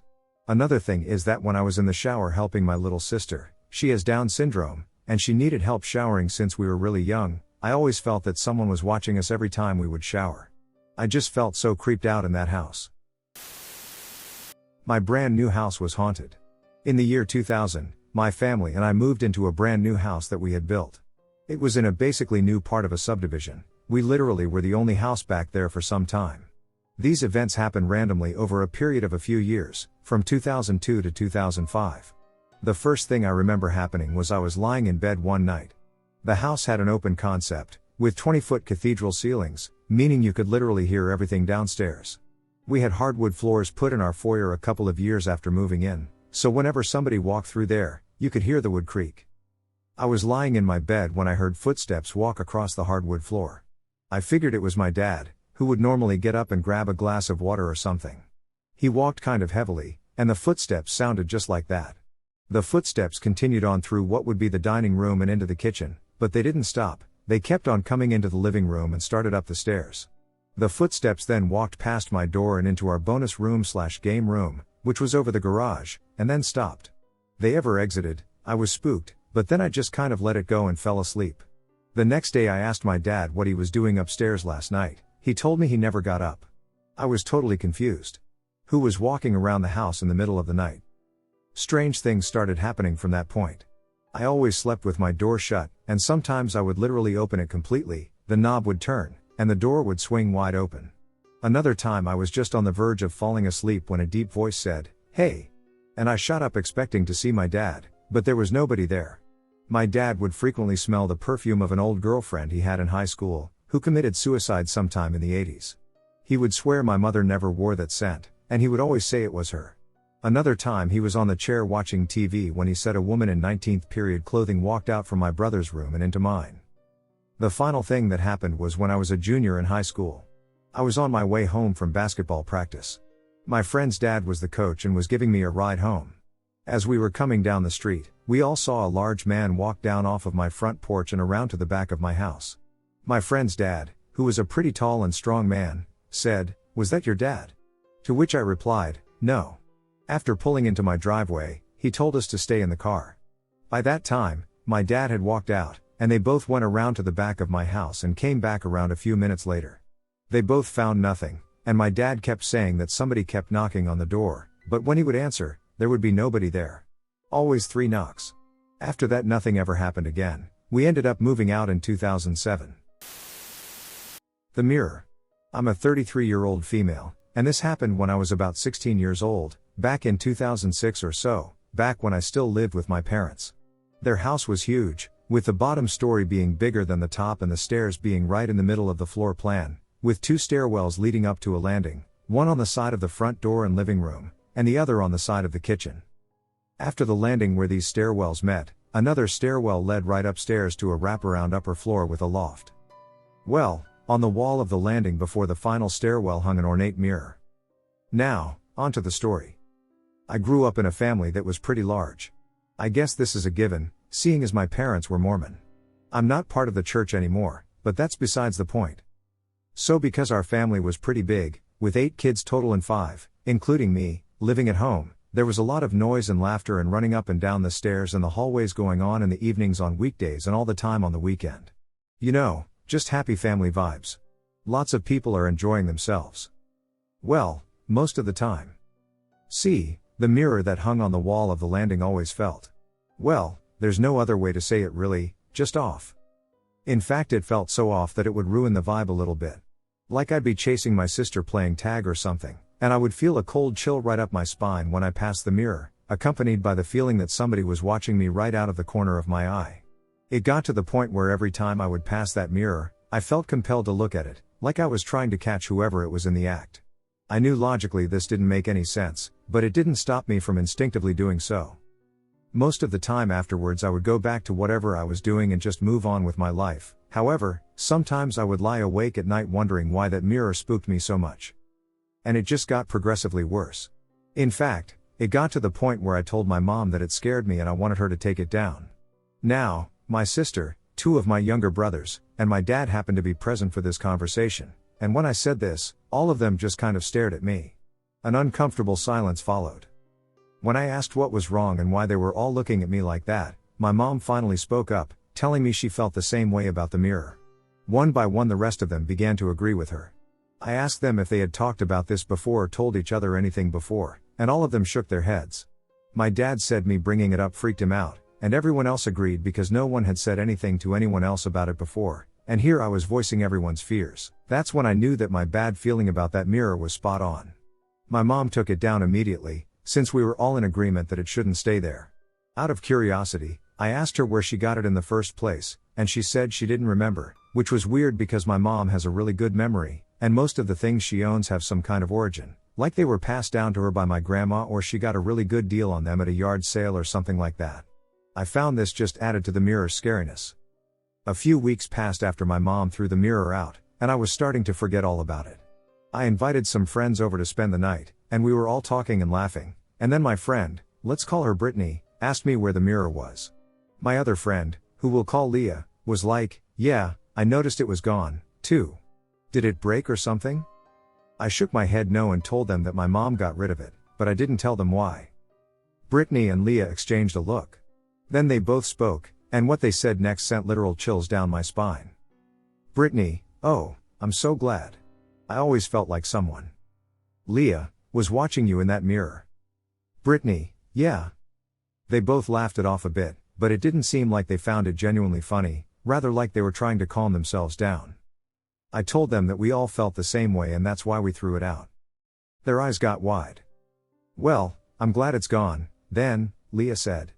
Brittany nodded her agreement, and I shared their sentiment. No one really talked about the mirror after that because it was gone, and we all kind of moved on with our lives, but there were a lot of freaky things that happened in the house that maybe I'll share here one day. I know it may seem silly, but that mirror was genuinely freaky, and I think everyone is better off that it's gone, but sometimes I wonder what happened to it and if someone else got a hold of it after my mom threw it out. I seriously hope not, because the thought of that mirror bothering some other family is not one that sits well with me, especially since I don't know exactly what was wrong with it, and to be honest, I don't think I want to. The gatherings. Around 2 to 3 years ago, I started attending a series of spiritual gatherings. To avoid polemics or proselytizing, I'm going to purposely avoid going into details about the faith in question and use generic terminology. These days I'm agnostic, so these stories seem even stranger to me in retrospect, and I'm not sure what to make of them. I'm interested in hearing what others think. Story number 1, Tears. I'd been to one of these types of gatherings before in a different city, which involved largely prayer and the invocation of sacred phrases, and it wasn't a great experience. From that experience, I learned not to overthink it. I came with a friend who invited me to the gathering at a middle-aged man's house, whom we'll call Dr. H, who led us.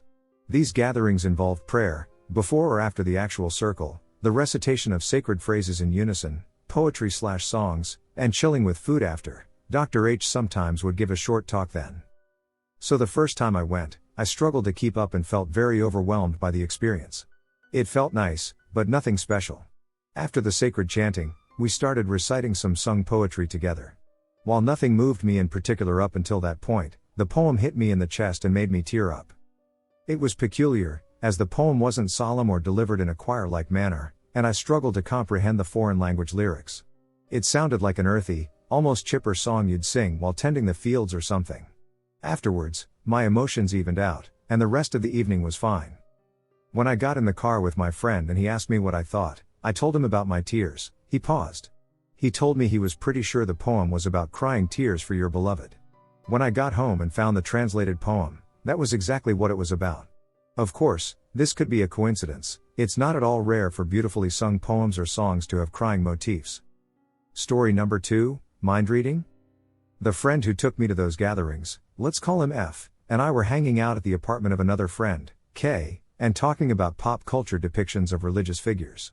K felt that these depictions humanized these figures and wished people in our community were more open to these artistic explorations because it made the faith more real for him.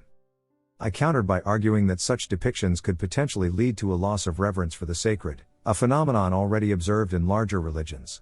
K, in particular, never really cared for religious authority and, I know, has very mixed feelings about reverence for this particular figure. Regardless, F suggested we hit up Dr. H's house for the gathering, and we all went. After the communal activities, Dr. H randomly launched into a talk about the importance of reverence for this particular figure, insert Jesus or Muhammad or the Buddha or Moses or Guru Nanak, etc., here, and how that's a key element to the spiritual path and how the lack of this can really mess people up. I won't go into more details, but it freaked me out because it felt like he was directly responding to things K said. Now, again, this could be a coincidence, but this isn't a very popular topic in our community, and I can't imagine K ever talking to Dr. H about this either. They weren't that close for him to do so, and K is very private about religion in general. Still, it can be chalked up to simple coincidence, though I will say F has had multiple experiences like this, Thinking or discussing a certain niche topic with a friend, only for Dr. H. Or something else at the gathering to discuss it. My own father dabbled in this sort of mysticism when he was my age and said, without me telling him about this episode then, that he also had experiences where his mentor would directly address things he was dwelling on without divulging the issue to him. Anyways, it gets far weirder. Story number 3, the dream. There is using this in a generic, non-denominational way, priest in a foreign country well known in these circles. I know of him but never really listened to or read his materials or have any sentimental attachment to him, much less met him. A few days before the weekly gathering, I had a dream he visited us all at Dr. H's house, hanging out and just being jovial. He doted upon me in particular, and we had a good rapport. A few days later, at the gathering, Dr. H pulled out a random photocopied set of binders with poems in them we'd never recited before and used those in the gathering. When we were all leaving, he insisted I keep a copy, something that never happened before. When I got home, I saw that the poet was the same priest from my dream. Again, it could simply be a coincidence, but I never told Dr. H about the dream or ever mentioned this person to him. Story number 4, the last gathering. The last time I attended the gathering before moving to another city, I was in a rush and worried about catching my flight. As I was leaving to go early, Dr. H packed me some food and insisted he come outside with me to greet my dad, who was waiting in the car. I got in, and they hugged, talked, and got back in the car. My father was really quiet and a few minutes later said it was really odd. When he was waiting in the car, he felt like he was in Dr. H's house with us and felt a strong desire to meet him, which he hadn't done at that point, and daydreamed about Dr. H walking out with me and giving my dad a hug. This is exactly what happened. This could also simply be a generic coincidence, but it's odd my father had an intimate daydream about this man he never met, and it played out exactly like how he said. Story number 5, the plane. Months after I moved, I dreamed of a different priest and me walking around this convention center. I don't remember much about this dream except very explicitly hearing the gathering of Dr. H, their chanting and singing, in the background. A few days after I woke up to fly back to my hometown, I realized I was too broke for a taxi, so I changed my clothes, grabbed my suitcase, and hurried to catch the bus. From the moment I left my place to the entire time after, I was reciting this short prayer that's a staple of this mystical practice, which is said to relieve a person from anxiety and open up their worldly affairs. The bus was slow, and when I got off, the pedestrian crosswalk turned red, and then when I finally ran down to the underground station, my train just left. It felt like everything that could have gone wrong did. I was 20 minutes past when the plane was going to arrive at that point. But I kept reciting and waited for the next train. I remember at one point praying, God, I don't need a big miracle and don't want to inconvenience anyone, but can you just please delay this flight for me? My family isn't the richest, and they hadn't seen me in a while, and I've paid extra due to missed flights in the past. I really didn't want to miss this one too and stress them out. When I got to the airport, they checked my luggage in and let me through TSA breezily, a first, and I booked it to my terminal. As I approached it, the last few people were heading inside the plane. I was bewildered but didn't question it.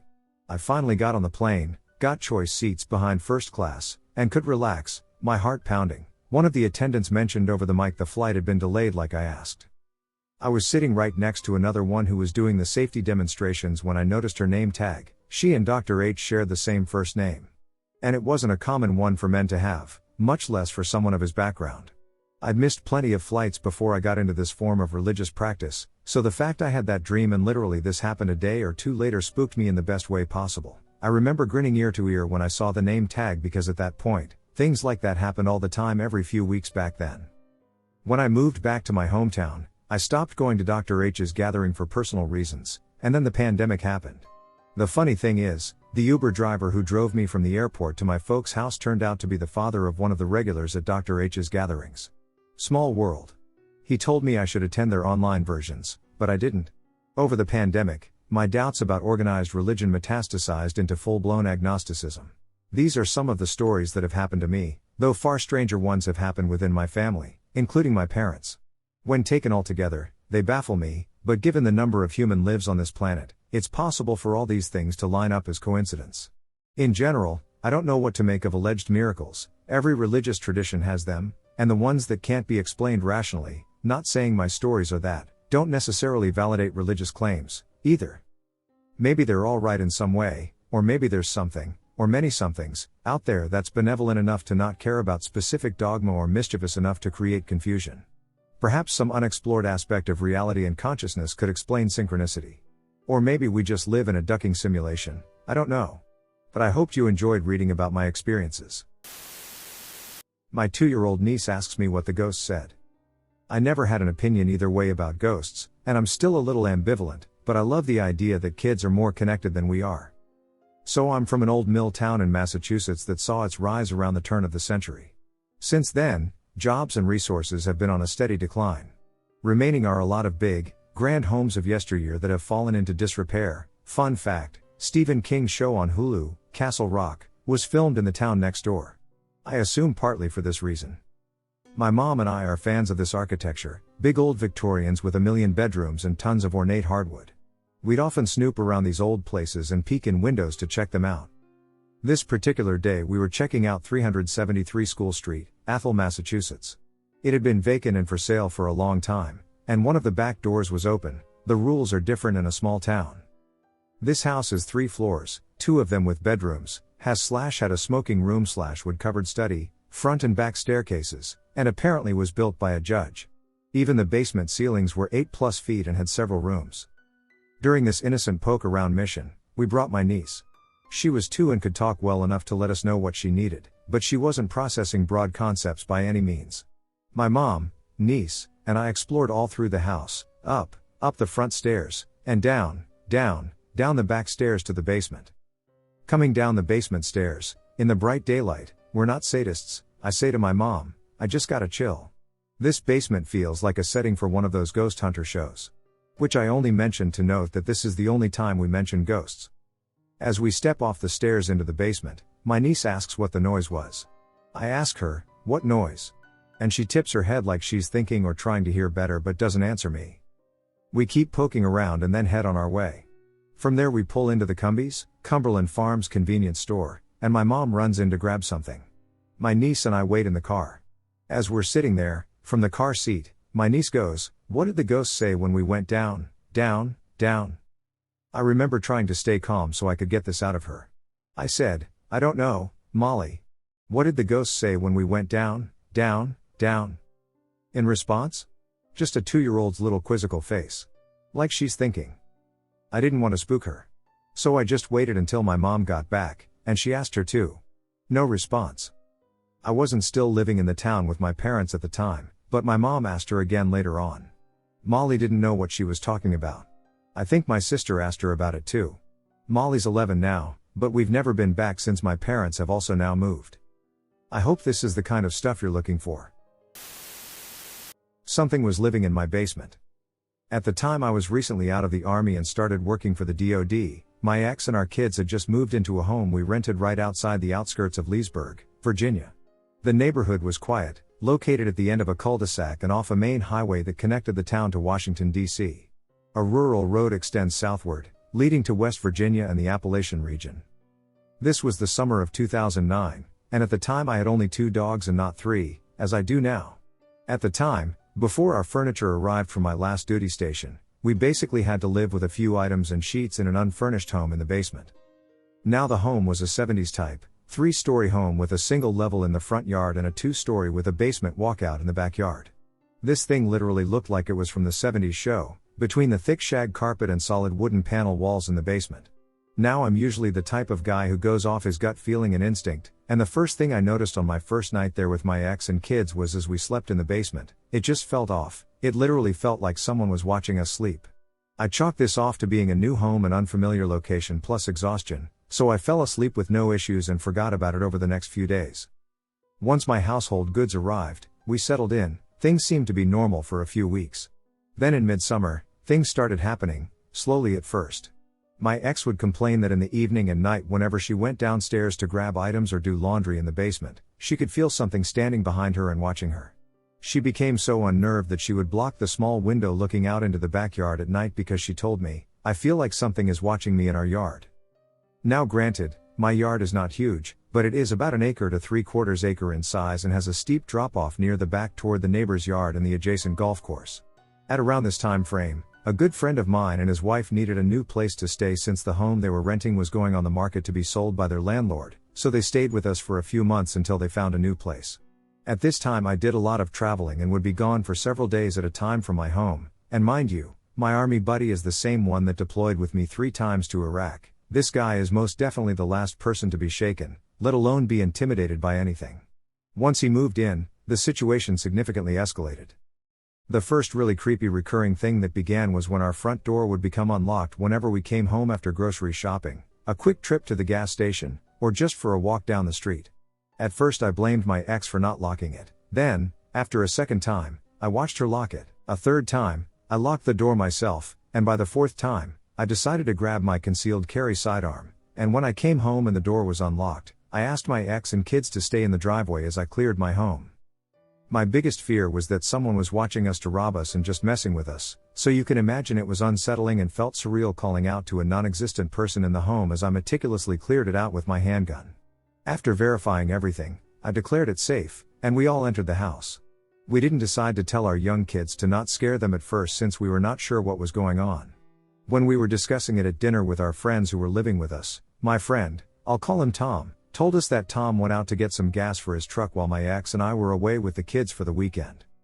Tom came back 5 minutes later and saw that the door was just slightly propped open and unlocked, so, fearing just as I did for a break-in, he grabbed his sidearm and searched the house and did not find anything. When Tom and his wife returned from their second dinner outing 2 hours later, the door remained slightly ajar and unlocked. Given Tom's tendency to obsess over minor details, I am certain that both he and his wife locked the door. While I was away for about a month, more unsettling events began to unfold.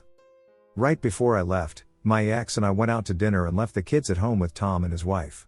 We had a pretty good time and decided to turn in for the evening prior to my long trip. When we came home, Tom was actually waiting up for us with his wife. Tom told us that after dinner the kids went to bed, and Tom and his wife were in the next adjacent bedroom when, after about 25 minutes, they heard knocking on the wall. So Tom's wife called out to the kids to cut it out and to go back to sleep, and the knocking stopped. A few minutes later, they heard knocking again, tap tap tap, and this time Tom called out to the kids to stop. Once again the knocking stops. A minute goes by, this time yet again, but louder and more forceful, tap tap tap. So Tom gets up and opens the door, walks down the hallway to the next bedroom, and swings open the door. The kids are all asleep, away from the wall and racked out. As he is standing there again, tap, tap, tap, so Tom grabs his handgun and clears the house, thinking someone is inside. He tried to dissuade him, but he did it anyways, not finding anything more to knock that night. A few weeks later I had come back from a road trip. At that point, Tom and his wife moved out into their place. The door/wall tapping/knocking stopped to an extent, and so did the front door randomly unlocking itself. By this time it was early fall, and at that point I would decompress by playing on my PC, which sits in my living room, later on in the evening. Now I wear headphones when I play just because I use VoIP and TeamSpeak when I do. This evening I was just jamming out to some Pandora. Everyone was in bed, so I started playing my games. I guess what happened next can be best described as a situation where, while you are engaged in an activity, you start to hear a side conversation that resembles a murmur, similar to people speaking in whispers and hushed tones in a library. The kicker is, of course, I'm in a game session with music going plus headphones, but I was not mistaken, I could hear a conversation going on, just audible and unintelligible at the same time. I slowly removed my headphones and turned off the PC, resulting in absolute silence. So I turn it back on and go back to gaming. Again I start hearing a conversation. So this time I think, okay, long corded headphones, maybe I'm picking up an FM/AM station, so I switch out to cordless USB ones. The same thing happens again. Finally, I unplug my headphones, shut down everything, and then put my headphones on. Silence. And then after a minute, once again a very, very quiet murmur and talking. It was unnerving because I couldn't tell if I was imagining hearing things or if it was real. To say the least, I did not want to put my headphones back on and hear the murmur again that evening. The next morning I asked my ex if she had heard anything while I was gone for a few weeks. She told me she could hear, just at the edge of her hearing, a man and a woman very softly talking. She couldn't make out words but could tell it was a man and a woman. They didn't seem upset or angry, just very, very softly talking. If you tried to listen in, it would go away most of the time. So finally I decided to look up any history on the area and home. What limited information I could find was that the town I lived in was very old, Originally, the area was inhabited by Native American tribes, primarily the Siouan tribes, until it became Leesburg around the 1730s-40s time frame.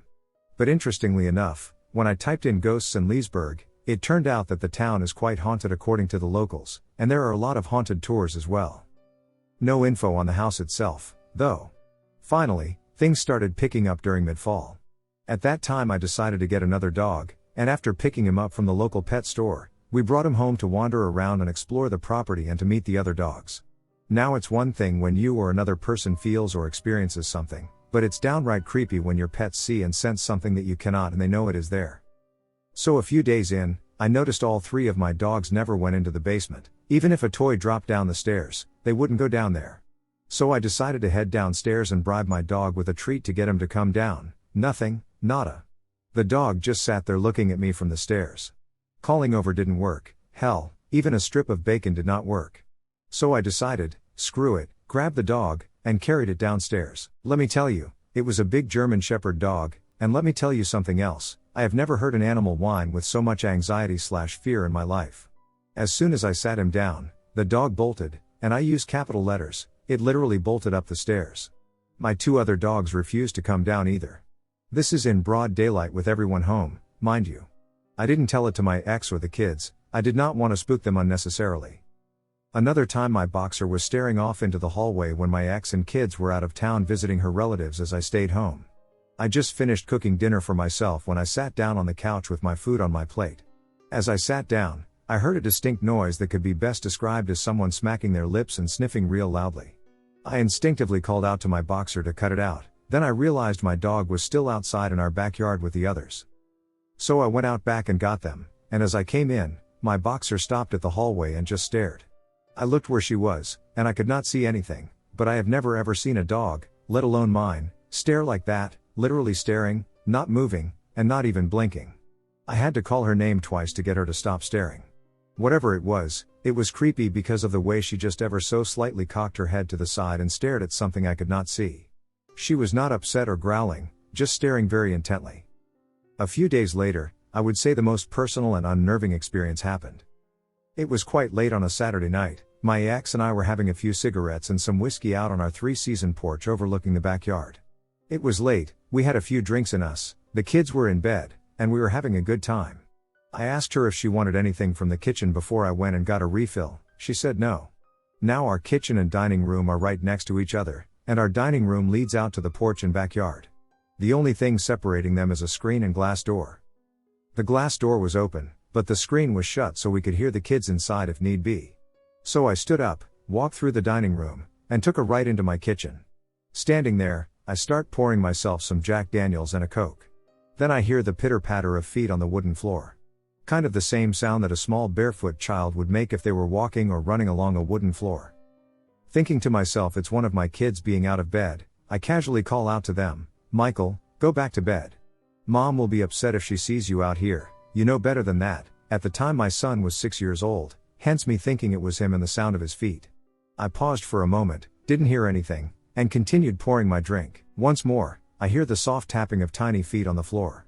So I mutter under my breath and call out, "Michael, you better be in bed by the time I walk out there." So I finish pouring my drink to give my son enough time to scoot to bed. I slowly walk out of the kitchen and into the dining room and then take a left out into the hallway connecting all the bedrooms. Absolute silence. I make my way to the end of the hallway and open my kids' bedroom door. All of them are passed out on the ground in a tangle of blankets and toys. I bend down gently and try to reposition my son to see if he is fake sleeping or if he darted into the bedroom before I stepped out into the hallway. Right as I am down with him at face level, I hear footsteps immediately behind me in the hallway, slowly receding. It happened so suddenly I did not turn back to see what was there, I literally froze in disbelief. The steps walked away from me towards the end of the hallway where the basement entrance is. What happened next made my skin crawl. The steps stopped, and I heard the distinct click and pull of my old basement door handle opening, which always made a rusty grinding noise when pushed down. This was followed by the slow, steady, and unmistakable creaking of the basement door as it opened, then much larger, adult-like steps descending the stairs slowly and casually. Finally, I heard the door closing very slowly and the gentle push of the handle as it clicked shut. Needless to say, I flew into the porch where my ex-wife was and stammered out, Did you just hear that?"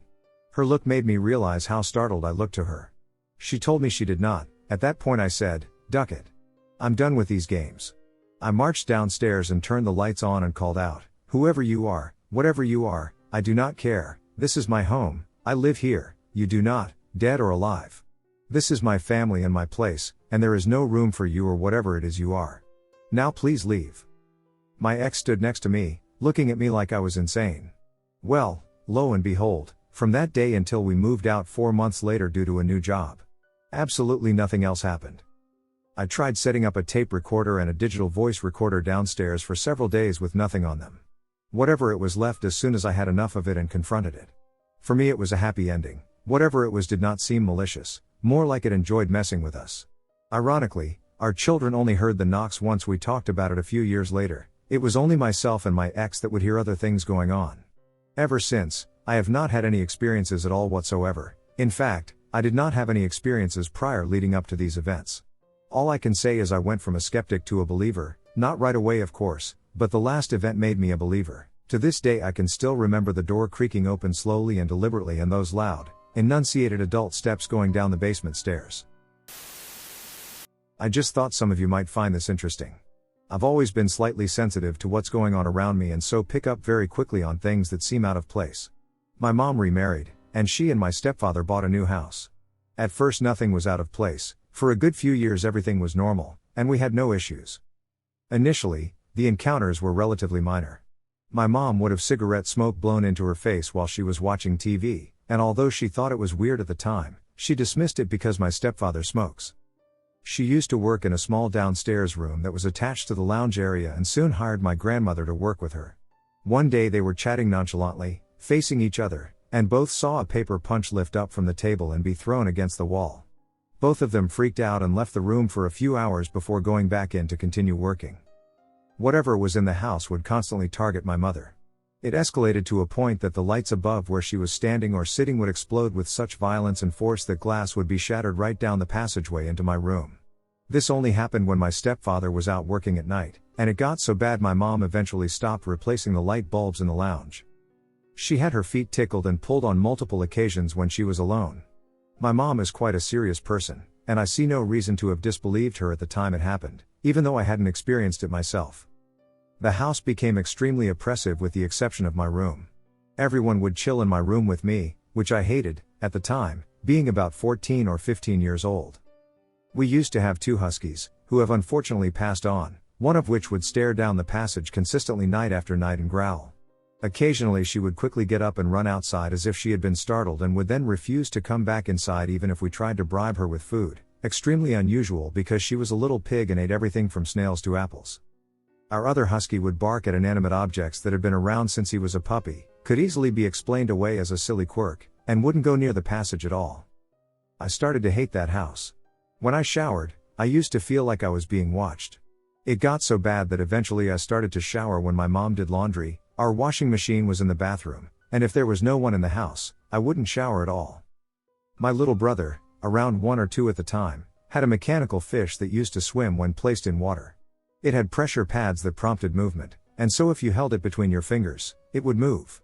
On multiple occasions while I was on the toilet, it would start moving by itself. At first this didn't bother me at all because I chalked it down to being a malfunction of some sort, but it started becoming more and more frequent and eventually started to activate when I was showering.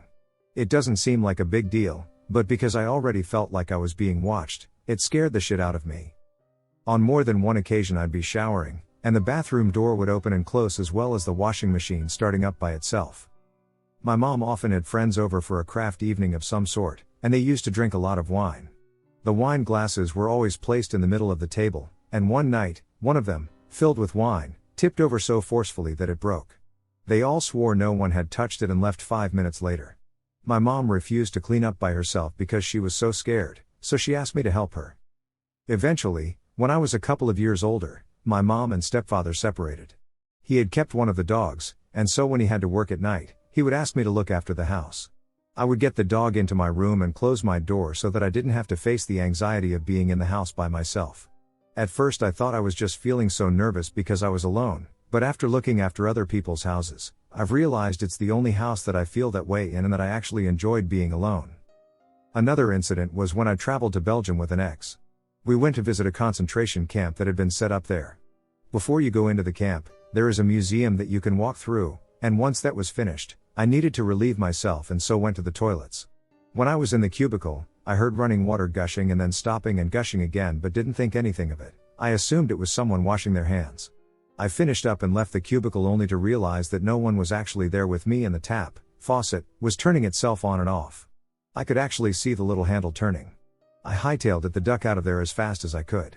I told my ex what happened, and he just laughed at me and called me crazy. I know this has been a long one, but I hope you guys find my experiences interesting. There are others, but they were not as prominent or scary. My lifetime of paranormal encounters.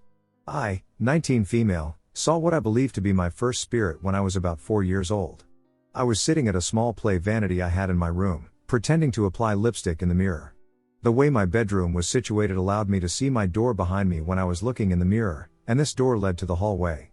In the mirror, I watched a man step into the doorframe of my bedroom. I remember feeling completely relaxed, as if I knew this man, and I was genuinely comforted when he smiled at me. He was there for a few seconds, and then he was gone, and I really didn't think much of this at all. He was shirtless and wearing what looked to me like a skirt, but I now believe I saw an indigenous man wearing a traditional garment of some kind. The next time I experienced something paranormal, I was 7 or 8 years old. It was around Christmas time, and I was watching SpongeBob on the TV in my living room.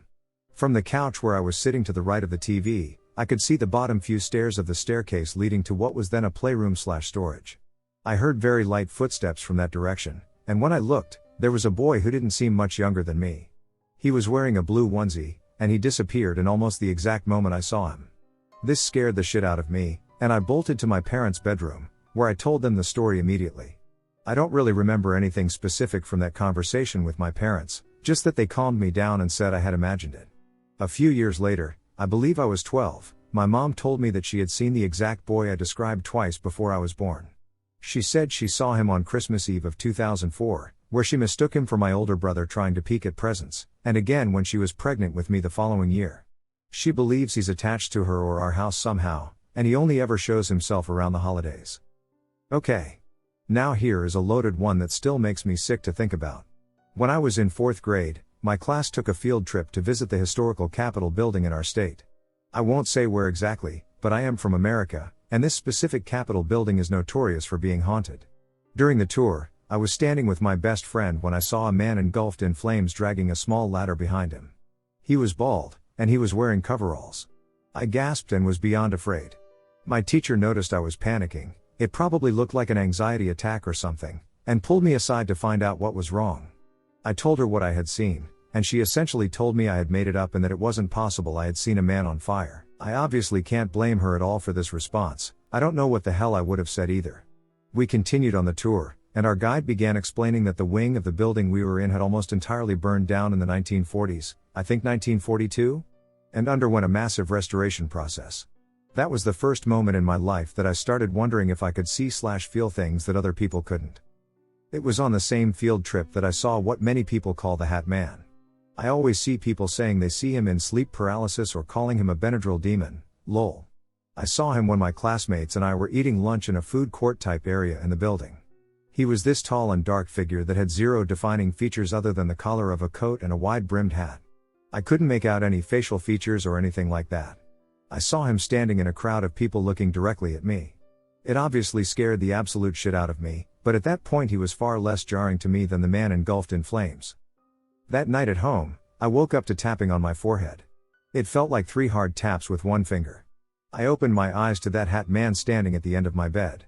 Next to him was a much shorter figure, no hat, no coat. This was the only time I saw the shorter figure. The hat man shadow figure has been a recurring thing in my life since then. 10 years. I have never seen him on a daily basis, but he has showed up in periods of severe depression or when I'm just really not doing well mentally. I've seen him at school, on the side of the road, in the grocery store, at friends' homes, and once on a plane.